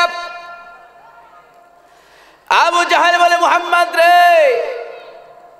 তোমার ধর্ম সত্য না আমার ধর্ম সত্য এটা পরীক্ষা করার জন্য তোমাকে দুইটা প্রশ্ন করার কথা ছিল। তার মধ্যে 1 নম্বর প্রশ্ন হলো, তুমি যদি সত্যিকার নবী হয়ে যাও, তোমার কোরআন যদি সত্য হয়, তুমি যদি সত্য নবী হতে পারো, তাহলে আমার 1 নম্বর প্রশ্নের জবাবটা দিয়ে দাও। সেটা হলো আকাশের চন্দ্রকে তুমি 2 ভাগ করো তো দেখি, যদি করতে পারো তাহলে আমি আবু জাহেল তোমার কাছে মুসলমান হয়ে যাব। আমার নবী কোনো কথা বলে না, কিচ্ছু বলে না, চুপ করে আছে। আল্লাহর তরফ থেকে হযরত জিবরাইল আলাইহিস সালাম এসে বিশ্বনবীর কানে কানে বলে, হুজুর আপনি কোনো টেনশন করবেন না, আপনি একটা কাজ করেন, আপনার শাহাদাত আঙ্গুল দিয়ে ইশারা করবেন, যা করার দরকার আল্লাহ পাক করে দিবে। আপনার কাজ হলো আপনি শুধুমাত্র এই ইশারা করবেন আঙ্গুল দিয়ে, যা করার দরকার আল্লাহ পাক করে দিবে। আল্লাহর তরফ থেকে হযরত জিবরাইল আলাইহিস সালাম এসে যখন এই কথা বলেছে, বলার সঙ্গে সঙ্গে আল্লাহ নবী যখন শাহাদাত আঙ্গুল দিয়ে ইশারা করেছে, ইশারা করার সঙ্গে সঙ্গে পূর্ণিমার চাঁদ 2 ভাগ হয়ে 2 পাহাড়ে পড়ে গিয়েছে। জোরে বলুন মারহাবা, আরো জোরে বলুন মারহাবা। আবার আবু জাহেল বলে, তুমি এক জায়গায় করো দেখি। বিশ্বনবী যখন অর্ডার করলেন আবার এক জায়গায় হয়ে গেলেন। জোরে কোন সুবহানাল্লাহ। এক নাম্বার প্রশ্ন দেখিয়া ইয়ামের বাচ্চা হাবিব বিন মালিক বলে হুজুর 2 নাম্বার প্রশ্নের জবাব দেখতে চাই না, তাড়াতাড়ি করে আপনি আমাকে কালিমা তৈয়বা আপনি আমাকে মুসলমান বানায় নিন। আমার নাই বলছে না আমি তো 2টা প্রশ্নের জবাব দেব, ঠিক কিনা বলেন, ঠিক কিনা বলেন? কারণ একটা দিয়েছি, তুমি যদি মুসলমান হতে চাও 2টা বলো। ইয়ামের বাচ্চা আমি হাবিব বিন মালিক বলে হুজুর প্রশ্ন তো আমার করার দরকার, আমার করার কথা, কিন্তু জোর করে আবু জাহেল একটা করছে। দ্বিতীয় প্রশ্ন হলো আমার একটাই প্রশ্ন, সেটা হলো আমার 18 বছরের কন্যা সন্তান আছে, এই সন্তানের জবান থেকে কোনোদিন আমি আব্বা ডাক শুনতে পারি নাই, আমার ওয়াইফ কোনোদিন আম্মা ডাক শুনতে পারে নাই। ইয়া রাসূলুল্লাহি ইয়া হাবিবাল্লাহ হুজুর আপনার ইসলাম ধর্ম যদি সত্য হয়ে যায়, আপনার কোরআন যদি সত্য হয়, আপনি যদি সত্যিকার নবী হন, আমার কন্যা সন্তানের জবান থেকে এক আব্বা ডাক শোনার ব্যবস্থা করে দেন। আমার নাই বলে ইয়ামের বাচ্চা হাবিব বিন মালিক রে, আমি নবী তোমাকে বলে দিলাম তোমার কন্যা সন্তান কথা বলতে পারে না, আমি নবী বলে দিলাম তুমি যাও বাড়ির দিকে, যখন দরজা করাঘাত করবে, করাঘাত করার সঙ্গে সঙ্গে যেই কন্যা কথা বলতে পারে না ওই কন্যা তোমাকে আব্বা আব্বা বলে দরজা খুলে দিবে। আল্লাহ জোরে বলুন সুবহানাল্লাহ। আমার ভাইজারা ইয়ামের বাচ্চা হাবিব বিন মালিক বলে হুজুর আমি বিশ্বাস করলাম আমার সন্তান দরজা খুলে দিবে, 2টা প্রশ্নের তো জবাবটা পেয়ে গেলাম, এখন আপনি মুসলমান বানায় নিন। আমার নবীর হাতে হাত থেকে কালিমা তৈয়বা যখন মুসলমান হয়ে ইয়ামের বাচ্চা হাবিব বিন মালিক তার সৈন্যদেরকে নিয়ে চলে যায়, সৈন্যদেরকে নিয়ে যখন চলে যায় দরজার যখন করাঘাত করে, ইয়ামের বাচ্চা হাবিব বিন মালিক বলে বিশ্বনবী যা বলেছিল পুঙ্খানুপুঙ্খভাবে সত্য, আমার কন্যা সন্তান আব্বা আব্বা বলে দরজা খুলে দিয়েছে। ইয়ামের বাচ্চা হাবিব বিন মালিক খুশি হইয়া তার যতগুলি সম্পত্তি আছে সমস্ত সম্পত্তি অর্ধেক করলো, তার সৈন্যদেরকে বলছে সৈন্যরা রে আর দেরি করিস না, তাড়াতাড়ি করে ওট বোঝাই করিয়া এই সকল সম্পত্তি বিশ্বনবীর দরবারে নিয়ে যা, কারণ আমার নবী আমার কন্যা সন্তানকে ভালো করে দিয়েছে, আমার সম্পত্তির অর্ধেক আল্লাহ নবীর জন্য আমি দিয়ে দিলাম, আমার সম্পত্তির অর্ধেক আল্লাহ নবীর জন্য আমি দিয়ে দিলাম। শত শত উট যখন বোঝাই করে আল্লাহ নবীর নিকটে যখন যাচ্ছে, পথের মধ্যে আবু জাহেলের সৈন্যরা বাধা প্রদান করেছিল, এই সকল মালামাল তোমরা কোথায় নিয়ে যাও? কয় আবু জাহেল নিকটে। কয় না বিশ্বনবীর দরবারে, কয় বিশ্বনবীর দরবারে, কয় ঠিকই তো বিশ্বনবীর দরবারে, কিন্তু একটা কাজ আছে শোনো। ইয়ামের বাচ্চা হাবিব বিন মালিক এ তো প্রধান অতিথি ছিল, ইয়ামের বাচ্চা হাবিব বিন মালিক প্রধান অতিথি ছিল, এই মালামালগুলো আবু জাহেলের বাড়িতে পাঠানোর কথা তোমরা ভুল করে বিশ্বনবীর কাছে নিয়ে যাচ্ছ, এই সকল মালামাল আবু জাহেলের বাড়িতে নিয়ে যাও। সমস্ত উট এবং রাখালরা বলে এ আবু জাহেলের সৈন্যরা আমরা কিছু বলবো না, উট যেই বাড়িতে যাবে সেই বাড়ির মালামাল হয়ে যাবে, আমরা কিছু বলতে পারবো না, উট যেই বাড়িতে যাবে সেই মালামাল হয়ে যাবে।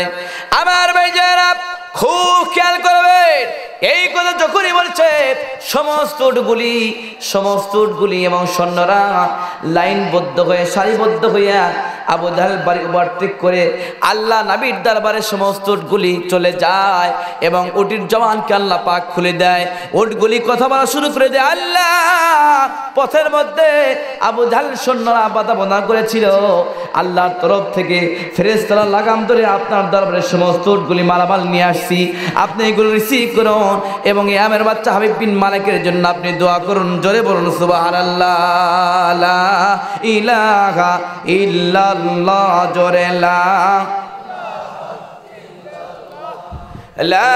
ইলাহা ইল্লাল্লাহ মুহাম্মাদুর রাসূলুল্লাহ সাল্লাল্লাহু আলাইহি ওয়াসাল্লাম। আমার ভাইজানেরা 2টা প্রশ্নের জবাব যখন দিল, কিন্তু আবু জাহেল কিন্তু ইসলাম গ্রহণ করে। আবু জাহেল বলছিল যে মোহাম্মদ জাদুকর, কিন্তু মোহাম্মদ কি জাদুকর? বলেন জাদুকর না। আজকে আবু জাহেলের কিছু চেলারাও আছে না নাই? কথা বলেন আছে না নাই? যে সকল নাস্তিক রাসূলের বিরুদ্ধে কথা বলবে আমাদের একতাবদ্ধ হতে হবে। প্রয়োজনে মহল্লার ভিত্তিক ইমাম সাহেবরা, যে সকল নাস্তিক, যে সকল ব্যক্তিরা আল্লাহ নবীর বিরুদ্ধে কথা বলবে, আল্লাহ নবীকে নিয়ে কটূক্তি করবে, তাদের ইমাম সাহেবরা, যে কোনো মহল্লার ইমামরা, তারা জানাজার নামাজ পড়াবেন না, কুকুর শিয়ালিক দিয়ে তার ক্লাসকে খাওয়াই দিক। আপনারা কি রাজি আছেন? রাজি আছেন নাকি? কারা কারা রাজি আছেন হাত তুলে আল্লাহকে দেখান। আমার ভাইজারা খুব খেয়াল করবেন, নাস্তিক যারা তাদের কোনো রেহাই নাই। সবচেয়ে বড় কথা যে আল্লাহর জমিনে দিন কায়েমের জন্য অনেক ঝড় আসবে, ঠিক কি না? অনেক ঝড় আসবে, অনেক বাধা আসবে। কারণ তাসবিহ টিপার মাধ্যমে, দাঁত ভাঙার মাধ্যমে, তাসবিহ টিপার মাধ্যমে বরকত যদি নিতে চাও বাবার গায়ে তেল দাও, এই মাধ্যমে কিন্তু ইসলাম দুনিয়াতে আসে নাই, ঠিক কিনা? কর রাসূলের দান্দান মোবারক ভেঙে দিয়েছিল ইহুদি খ্রিস্টানরা, ঠিক কিনা? কারণ সবচেয়ে বড় কথা, যারা ইসলাম বিরোধিতা করবে তারাই আল্লাহর জমিন থেকে বিদায় চলে যাবে। আমার নবীর যখন 2টা সন্তান পৃথিবীর জমিন থেকে চলে যায়, তখন আবু জাহেল সব জায়গায় প্রচার শুরু করে দেয় যে মুহাম্মাদের নাম নেওয়ার মতো মানুষ আর থাকলো না, সব শেষ, সব শেষ। কারণ আল্লাহ নবীর নাম কে নিবে? সন্তানরা সব চলে গেল। আল্লাহ রাসূল তখন ভেঙে বললেন, চিন্তায় পড়ে গেলেন। আল্লাহ তাআলা সঙ্গে সঙ্গে একটা ছোট্ট সূরা নাজিল করলেন, বিসমিল্লাহির রহমানির রহিম, ইন্না আতাইনাকাল কাউসার ফাসল্লি লিরাব্বিকা ওয়ানহার ইন্না শানিআকা হুয়াল আবতার। এই আয়াতটা নাজিল করে দিয়া আল্লাহ পাক বলছেন, হাবিব আপনি কোনো টেনশন করবেন না, আপনি কোনো চিন্তা করবেন না। আবু জাহেল বলছে আপনার বংশ শেষ, আবু জাহেল বলছে আপনার নাম নেওয়ার মতো কোনো মানুষ থাকলো না। এর উল্টা হবে, আপনার নাম কিয়ামত পর্যন্ত বৃদ্ধি থাকবে। কিন্তু যারা আপনার বিরুদ্ধে কথা বলবে, কোরআনের বিরুদ্ধে কথা বলবে, তাদেরকে এই দিন কায়েমের জন্য আল্লাহর জমিনে তাদেরকে খুঁজে পাওয়া যাবে না। কথা ঠিক না ঠিক বলে? আবু জাহেলের দলের লোককে কিন্তু খুঁজে পাওয়া যাবে না। এখন কি কেউ যারা সন্তান হয়, কেউ কি আবু জাহেলের নাম রাখে? ফিরাউন রাখে? উতবা সাহেবা রাখে? কেউ রাখে না। রাসূল বলছেন যে আবু জাহেল বলছে আপনার বংশ শেষ, এর উল্টা হবে, এর উল্টা হবে। কারণ আপনার বংশ কিয়ামত পর্যন্ত বৃদ্ধি হতে থাকবে, কিন্তু আবু জাহেলের বংশ শেষ থাকবে। কারণ এখন আবু জাহেলরা যদি বেঁচে থাকতো তার বংশের লোকজন, তাহলে দুই একটা ঘুষি লাথি মারার জন্য অনেক মানুষ যাইতো, ঠিক কিনা? কম ঠিক কিনা? আবু জাহেলের বাড়িতে হয়েছে সমস্ত হাদিদের পায়খানা। আর যেই ব্যক্তি রাসূলের দাঁত ভেঙে দিয়েছিল সেই শয়তানের নাম হলো আব্দুল্লাহ ইবনে কমসা। নাম কি? আব্দুল্লাহ ইবনে কমসা। যে রাসূলের দাঁত ভেঙে দিয়েছিল তার শাস্তি আল্লাহ পাক দিয়ে কি দিয়েছেন? যেই ব্যক্তি আল্লাহ রাসূলের দাঁত ভেঙে দিয়েছে, সে দাঁত ভেঙে দেওয়ার পর থেকে তার বংশে যত নারী পুরুষ আসছে, কোন নারী পুরুষের মুখে আল্লাহ পাক দাঁত দেয় নাই। জোরে কারণ সুবহানাল্লাহ। কি শাস্তি! বড় বড় হয়ে যায়, বড় বড় 40-50 বছর বয়স হয়ে যায়, কিন্তু দাঁত ওঠে না। ব্যাপারটা কি? তারা থিসিস করে চিন্তা করে দেখছে যে আমাদের পূর্বপুরুষের একজন লম্পট পরিছিল আব্দুল্লাহ ইবনে কামসা, সে রাসূলের দাঁত ভেঙে দিয়েছিল, তার প্রতিশোধ আল্লাহ পাক নিচ্ছে। কথা ঠিক না ঠিক? এমনকি কিতাব প্রমাণ করেছে ওই বংশের কোন নারীকে অন্য বংশের কোন পুরুষরা বিয়ে করে নাই। যে নারীর দাঁত নাই সেই নারীকে কেউ বিয়ে করবে? কথা বলেন, কথা বলেন, বিয়ে করবে? কোশ্চেন, কালো বিয়ে করবে আমার ভাই জানেরা। যাই হোক, কোরআন আল্লাহর কিতাব, এটা রক্ষা করার দায়িত্ব কার? জানেন কার? কারণ পৃথিবীর জমিনে তাফসীর কোরআন মাহফিলকে বন্ধ করে দিচ্ছে। কন্ত বন্ধ হচ্ছে, বন্ধ হচ্ছে। কবে? সবচেয়ে বড় কথা, আরো মহল্লায় মহল্লায় পাড়ায় পাড়ায় মাহফিল হচ্ছে, ঠিক কিনা? কোন কারণ যে আলেমকে বন্ধ করবে তার চাইতে শত শত আলেম আবার বের হচ্ছে, ঠিক কিনা? কোন কোরআন হচ্ছে আলো, এই আলো মানে সব জায়গায় ছড়িয়ে পড়বে, লা শাক্কা ফি, এর মধ্যে কোনো সন্দেহ নাই আমার ভাইজান। যাই হোক, যে আজকে এই যুবক ভাইরা সবাই মিলে হাফিজিয়া মাদ্রাসা কর্তৃক আয়োজিত বিশাল একটা মাহফিল আয়োজন করেছেন। এই মাহফিল, এটা হাফিজিয়া মাদ্রাসার মাহফিল। যাদের শোনেন, কেউ মুনাজাত না করে যাবেন না, তবে হ্যাঁ, যাদের গুনাহ নাই তারা যাইতে পারেন, যাদের গুনাহ আছে তারা থাকবেন। বুঝেন নাই? যাদের গুনাহ নাই তারা যাইতে পারবে, আর যাদের গুনাহ আছে তারা বসেন। আমরা মুনাজাত করব। রাত প্রায় 1টা বেজে গিয়েছে। এখনো কথা হলো যে হুজুর সারা রাত ধরে ওয়াজ শুনি, কিন্তু ফজর নামাজ পড়লাম না। এই ওয়াজ শুনে কোনো লাভ নাই। কথা ঠিক না ঠিক? এই ওয়াজ শুনে কোনো লাভ নাই। আপনারা কি নামাজ 5 ওয়াক্ত নামাজ পড়বেন? 5 ওয়াক্ত নামাজ পড়বেন? চেষ্টা করবেন, নামাজ পড়বেন। কারা কারা পড়বেন হাত তুলে দেখান তো দেখি। নারে তাকবীর, নারে তাকবীর, নারে তাকবীর। হাত নামান আমার ভাই জানেরা। আর দেরি নয়, আমি এখন মুনাজাত করে দেব। আস্তাগফিরুল্লাহ রাব্বি মিন কুল্লি জামবি ওয়া আতুবু ইলাইহি লা হাওলা ওয়ালা কুওয়াতা ইল্লা বিল্লাহিল আলিয়্যিল আযীম। মা বোনেরা যারা ওয়াজ শুনতে এসেছেন, মা বোনদের একটাই ওসিয়ত করব, আপনারা পর্দা করবেন। কি বলেন? মেয়েদের মধ্যে এখন পর্দা খুঁজে পাওয়া যায় না, পর্দা 4 জায়গায় খুঁজে পাওয়া যাচ্ছে। 1 নম্বর হচ্ছে দরজায়, 2 নম্বর হচ্ছে জানালায়, 3 নম্বর টেলিভিশনের উপরে, 4 নম্বর গাড়ির মধ্যে, ঠিক কি না? এই 4 জায়গায় কি পর্দা ফরজ? এই কথা বলেন 4 জায়গায় পর্দা ফরজ? গাড়ির মধ্যে পর্দা ফরজ নয়, টেলিভিশনের উপরে পর্দা ফরজ নয়, পর্দা ফরজ হচ্ছে মেয়েদের মধ্যে, ঠিক কি না?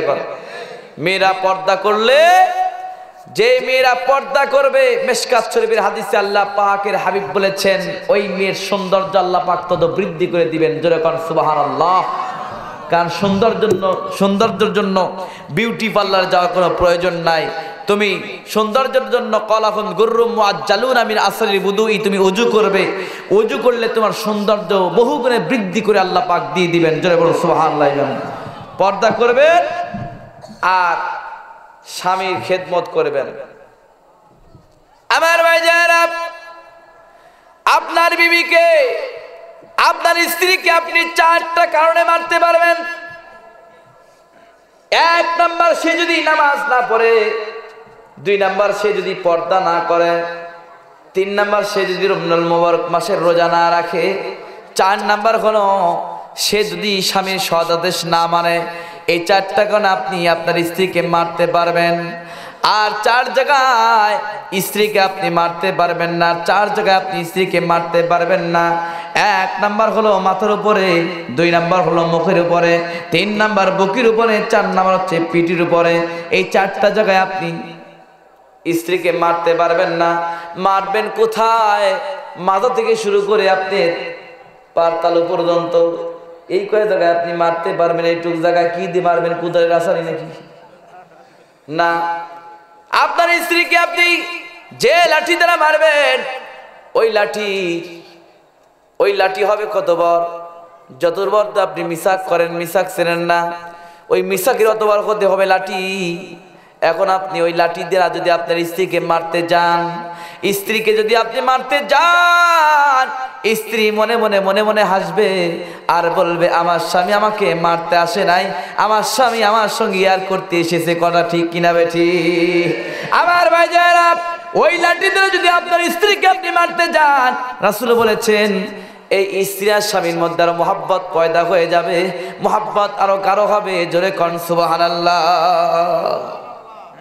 অনেকেই আছে, দেখবেন অনেকেই আছে, অনেক স্বামী স্ত্রী 2 জনের মধ্যে মিল নাই, কথাও কয় না। অনেক স্বামীরা বাদ যখন আসে, লক্ষ টাকার চাকরি করে, বাড়িতে এসে নিজে পাক করে খায়, ঠিক কিনা? অনেক রিকশাওয়ালা আছে, রিকশা চালায় বাড়িতে আসে, যখন স্ত্রীর নিকটে বসে তখন স্ত্রী এরকম করে বাতাস দেয়, ঠিক কিনা?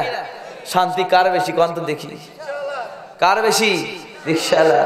এখন স্বামী স্ত্রী 2 জনই চাকরি করে, স্বামী আসতে পারে নাই, দুপুরে ভাত খাইতে পারে নাই, রাত্রি আসছে, রাত্রে এসে বলছে আমি খুব একটু দুর্বল, তুমি একটু মশাই টানায় দাও। স্ত্রী বলছে ফাজলামোর জায়গা পাও না, তুমিও 50,000 টাকার বেতন পাও, আমিও পাই, তুমি আমাকে মশাই টানাতে বলো মানে এতবার আসপর্দা? 2 জনের মধ্যে এমন ঝগড়া লাগছে, 2 জনের মধ্যে কথা বন্ধ হয়ে গেছে। এখন 2 জন করে বলছে এই শোন, যে আগে কথা বলবে সে মশাই টানাবে। কেউ কারোর সাথে কথা বলে না, মশাই টানায় না। কেউ কারোর সাথে কথা বলে না, যে আগে কথা বলবে সে মশাই টানাবে। মহল্লার মধ্যে এটা সরে গেছে যে স্বামী স্ত্রীর মধ্যে গন্ডগোল, যে আগে কথা বলবে মশাই টানাবে। এই জন্য স্বামী স্ত্রী কেউ কারোর সাথে কথা বলতেছে না। এমনকি চোরের নিকটেই খবরটা চলে গেল। চোর চিন্তা করতেছে যে দেখো তো কথা বলতেছে না, এই সুযোগে চুরি করে নিয়ে আসা লাগবে। সরে চোর ভিতরে ঢুকে সব কিছু চুরি করছে, করার পর সোনা দানা যা আছে সব কিছু নিয়েছে। নেওয়ার পর পাতিল শুদ্ধ যখন নিয়ে যাচ্ছে, তখন স্ত্রী মনে চিন্তা করছে পাতিল দিয়েও তো নিয়ে যাচ্ছে, আমরা রান্না তো করবো, খাবো কি? তখন বলছে এই চোর, সব কিছু নিয়ে যাচ্ছিস যা, কিন্তু পাতিলটা রাখি যা। যখনই করতে পাতিলটা রাখিয়ে যা, তখন স্বামী করছে এইবার মশাই এটা না, বুঝলেন না? এই মশাই এটা না। আমার ভাই যায়রা খুব খেয়াল করবেন, খুব খেয়াল করবেন। রাসূল বলেছেন যে এখন মারা, এই মা বোনেরা সাজুগুজু করে, সুন্দর চেহারা করে, বিউটি পার্লারে গিয়া শাড়ি আমরা কিনে দেই, সেই শাড়ি আমাদের সামনে পরা বাদ দিয়া অন্য মানুষের সামনে পরে, ঠিক কিনা? কর, এটা হারাম, এটা জায়েজ নাই। যত সৌন্দর্য আছে স্বামীর সামনে সে প্রকাশ করবে। রাসূল বলেছেন কোন স্বামীকে সন্তুষ্ট করার জন্য যদি কোনো স্ত্রী সাজুগুজু করে, সুন্দর করে সাজুগুজু করে, স্ত্রী সাজুগুজু দেখে যদি স্বামী খুশি হয়, খুশি হইয়া যদি একটা মুচকি হাসি মারে, মুস্কি হাসি মারার পর যদি একটা দাঁত বের হয়ে যায়, একটা দাঁত বের হওয়ার কারণে 1 বছরের সগীরা গুনাহ আল্লাহ পাক স্ত্রীর মাফ করে দিবে। দুইটা যদি দাঁত বের হয় 2 বছরের সগীরা গুনাহ মাফ, 3টা দাঁত বের হলে 3 বছরের সগীরা গুনাহ মাফ। হাদিস শরীফে বলা হয়েছে 5টা দাঁতের কথা 5 বছরের সগীরা গুনাহ আল্লাহ পাক মাফ করে দিবেন। জোরে বলুন সুবহানাল্লাহ। আমার ভাই জামানে কি আছে, স্বামী স্ত্রী দুইজনে এক জায়গায় শুয়ে থাকে, স্বামী স্ত্রীকে বলে তুমি একটু আমার মাথায় টিভি দাও, বলে কিনা বলেন? স্বামীর মনকে খুশি করার জন্য কোন স্ত্রী যদি স্বামীর মাথার উপরে হাত রাখে, স্বামীকে খুশি করার জন্য যদি খেদমত করেন, ওই স্বামীর মাথার উপরে যখন স্ত্রী হাত রাখলো, এই স্ত্রীর হাতের তালুর মধ্যে যতগুলি চুল পড়লো, প্রত্যেকটা চুলের বিনিময়ে এক একটা করে নেকি স্ত্রীর আমলনামে আল্লাহ পাক লিখে দিল। আমার ভাই যারা এখন বলতে পারেন, যার মাথায় চুল নাই, যার মাথায় টাক এয়ারপোর্ট, বোঝেন নাই? চুল যার মাথায় নাই, যদি স্ত্রী তার মাথায় যদি হাত রাখে তার কি অবস্থা হবে? আরে চুল নাই, এই ইন্নামাল আমালু বিন্নিয়াত, নিয়ত কি আপনার সলিড কথা ঠিক না বেঠি? ওই টাকের উপরে কয়টা সিল ছিল কেউ না জানলে কে জানে বলেন? আর ধরবেন কে জানে? আল্লাহ জানেন। ওই আপনি নিয়ত করে যদি আপনি মাথার উপরে হাত দেন, ওই হাত দেন টাকলা হাতের টাকলা মাথার উপরে স্ত্রী যখন হাত দিবে, ওই কয়টা চুল থাকবে এটা আল্লাহ পাকে ভালো জানেন। ওই চুল পরিমাণ এক একটা নাকি আল্লাহ পাক তার স্ত্রী আমলনামা লিখে দিবে। আমার বাজারা, এই জন্য মা বোনদের ওসিয়ত করে একটাই জিনিস, সেটা হলো পর্দা। আপনি পর্দা করেন। মানুষ এই মা বোনরা বিউটি পার্লারে যায় সাজুগুজু করার জন্য, আছে না? আছে না? বিউটি পার্লারে যাবেন কেন? সাজুগুজু করার জন্য। এটা হারাম না? হারাম না? এটা হারাম, এটা জায়েজ নাই। আপনি 5 ওয়াক্ত নামাজের জন্য 5 বার ওযু করেন, দেখবেন আপনার সৌন্দর্য আল্লাহ পাক এমনি বৃদ্ধি করে দিয়েছেন। জোরে বলুন সুবহানাল্লাহ। আমার ভাই জায়েরা, আল্লাহ পাক আজকে এই তাফসীর কোরআন মাহফিলকে কবুল করুক সবাই, আল্লাহুম্মা আমিন। অনেকেই দান করেছেন, সদস্য হয়েছেন, এই মাহফিলের জন্য অনেকেই শ্রম দিয়েছে, অনেকে অর্থ দিয়ে সাহায্য সহযোগিতা করেছে, অনেকের মা বাপ দুনিয়া থেকে বেঁচে নাই চলে গেছে, তাদের রুহের মাগফিরাতের জন্য সবাই একটু প্রাণ খুলে মুক্তাসার দোয়া করি। আল্লাহুম্মা আমিন। রব্বানা যালামনা আনফুসানা ওয়া ইল্লাম তাগফির লানা ওয়া তারহামনা লানাকুনান্না মিনাল খাসিরিন। ربنا تقبل منا إنك أنت السميع العليم وتب علينا إنك أنت التواب الرحيم। আয় পরদিগার আলম, আল্লাহ তাআলা তুমি তোমার রহমতের নজর দিয়া দেখো। আল্লাহ আলহাজ হাজরা বেগম নুরানী হাফিজা মাদ্রাসা কর্তৃক আয়োজিত বিরাট তাফসীর কোরআন মাহফিলে গভীর রাত্রিতে কতগুলি মা বোনদেরকে নিয়া, স্নেহের মাসুম বাচ্চাদেরকে নিয়া, হাজি বান্দাদেরকে নিয়া, ইয়ং জেনারেশন সম্প্রদায়ের যুবক ভাইদেরকে নিয়া আমি গুনাহগার তোমার রহমতের দরবারে দুটি হাত তুলেছি। আল্লাহ তাআলা আজকের দোয়া কি তুমি কবুল করে আমাদের तमाम জিন্দেগির গুনাহ খাতা মাফ করে দাও। আল্লাহ তাআলা এই মাহফিল জলসার জন্য হাফিজে মাদ্রাসার উন্নতির জন্য অনেকেই সদস্য হয়েছে, হাজার হাজার টাকা দান করেছেন। আল্লাহ এই দানকে তুমি কবুল করে কাল কিয়ামতের ময়দানে আমার ভাইজানদেরকে তুমি জান্নাত দিয়ে দিও। আল্লাহ যেই মনে যে আশা যে আকাঙ্ক্ষা করে আমরা তোমার শাহী দরবারে হাত উঠাইছি, আল্লাহ আমাদের মধ্যে অনেকেই বাপ হারাম, অনেকেই মা হারাম, অনেকে আমরা বাপ মা দুজনে চিরদিনের জন্য বিদায় নিয়ে শাহাদাত মাটির নিচে কবরের মধ্যে শুয়ে আছেন। আল্লাহ জানি না তারা কোন হালতে কোন অবস্থায় কিভাবে পড়ে আছে। আল্লাহ আমাদের আব্বা আম্মা পারাবতী আত্মস্বজন যারা কবরবাসী হয়ে গেছে, আল্লাহ কবরের মধ্যে যদি কোনো আযাব হয়ে যায়, আযাবটা সরিয়ে দিয়া আজকে তাফসীর কোরআন মাহফিল ওসিলায় আল্লাহ তাদের কবরটা তুমি রিয়াজুল জান্নাহ বানিয়ে দাও। আল্লাহ তাআলা আমাদের আব্বা আম্মা যারা বেঁচে আছেন বেশি বেশি খেদমত করার তৌফিক তুমি দান করে দাও। আল্লাহ এই মাদ্রাসার জন্য যারা জমি দিয়েছে, অর্থ দিয়ে সহযোগিতা করেছে, আল্লাহ তোমার নবীর প্রতি মহব্বত আছে এই জন্যই তো দিয়েছে।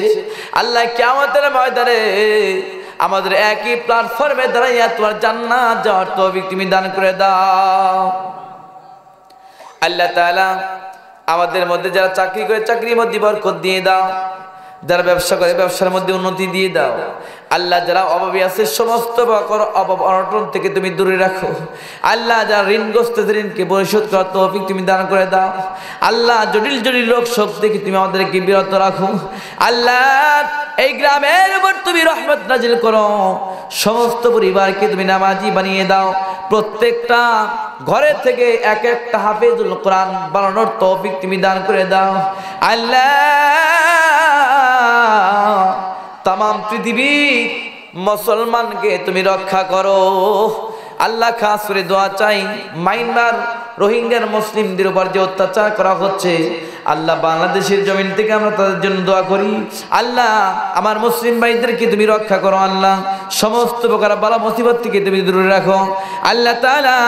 আমরা মোনাজাত শেষ করলাম এই আশা নিয়ে আকাঙ্ক্ষা নিয়ে, আমাদের দোয়াকে তুমি কবুল করেছো, আমাদের জীবনে গুনাহ খাতা তুমি মাফ করে দিয়েছো আল্লাহ। পর্দার অন্তরে মা বোনদেরকে পর্দার মধ্যে থাকার ব্যবস্থা করে দিয়েছো আল্লাহ তাআলা।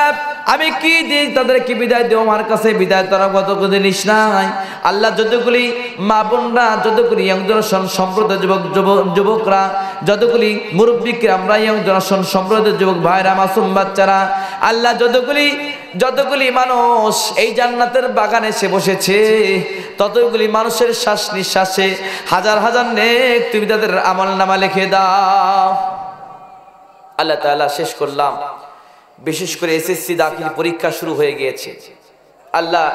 ছেলেরা পরীক্ষা দিচ্ছে আল্লাহ, সহিহ সালামতে পরীক্ষায় অ্যানসার করে সন্তোষজনক রেজাল্ট করার তৌফিক তুমি দান করে দাও আল্লাহ। আজকের দোয়াকে তুমি কবুল করেছো, আশা নিয়ে আকাঙ্ক্ষায় মোনাজাত শেষ করলাম আল্লাহ তাআলা। আজকের দোয়াকে তুমি কবুল করেছো, এই মাদ্রাসাকে তুমি কবুল করেছো, আমরা যারা সামিনার নিচে বসে আছি সবাইকে তুমি কবুল করেছো। আমরা একসাথে বসে কোরআনের আলোচনা শুনলাম, কাল কিয়ামতের মধ্যে একই সাথে একই প্ল্যাটফর্মে দাঁড়িয়ে তোমার জান্নাত উদ্বোধন করার তৌফিক তুমি দান করে দাও ইয়া রব।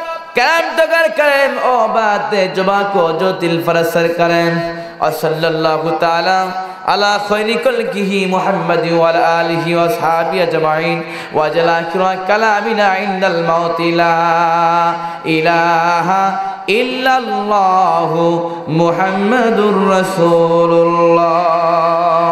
السلام علیکم ورحمۃ اللہ وبرکاتہ۔ এতক্ষণ শুনছিলেন হযরত মাওলানা রেজাউল করিম খান সাহেবের গুরুত্বপূর্ণ বক্তব্য। ভিডিও পরিচালনার সম্পাদনা ও প্রযোজনা আলী আহমদ আকন্দ। ধারা বর্ণনায় আমি advocate Azharul Islam Roni. পরিবেশনায় তাহজিব centre Rajshahi. Mobile 01712064033।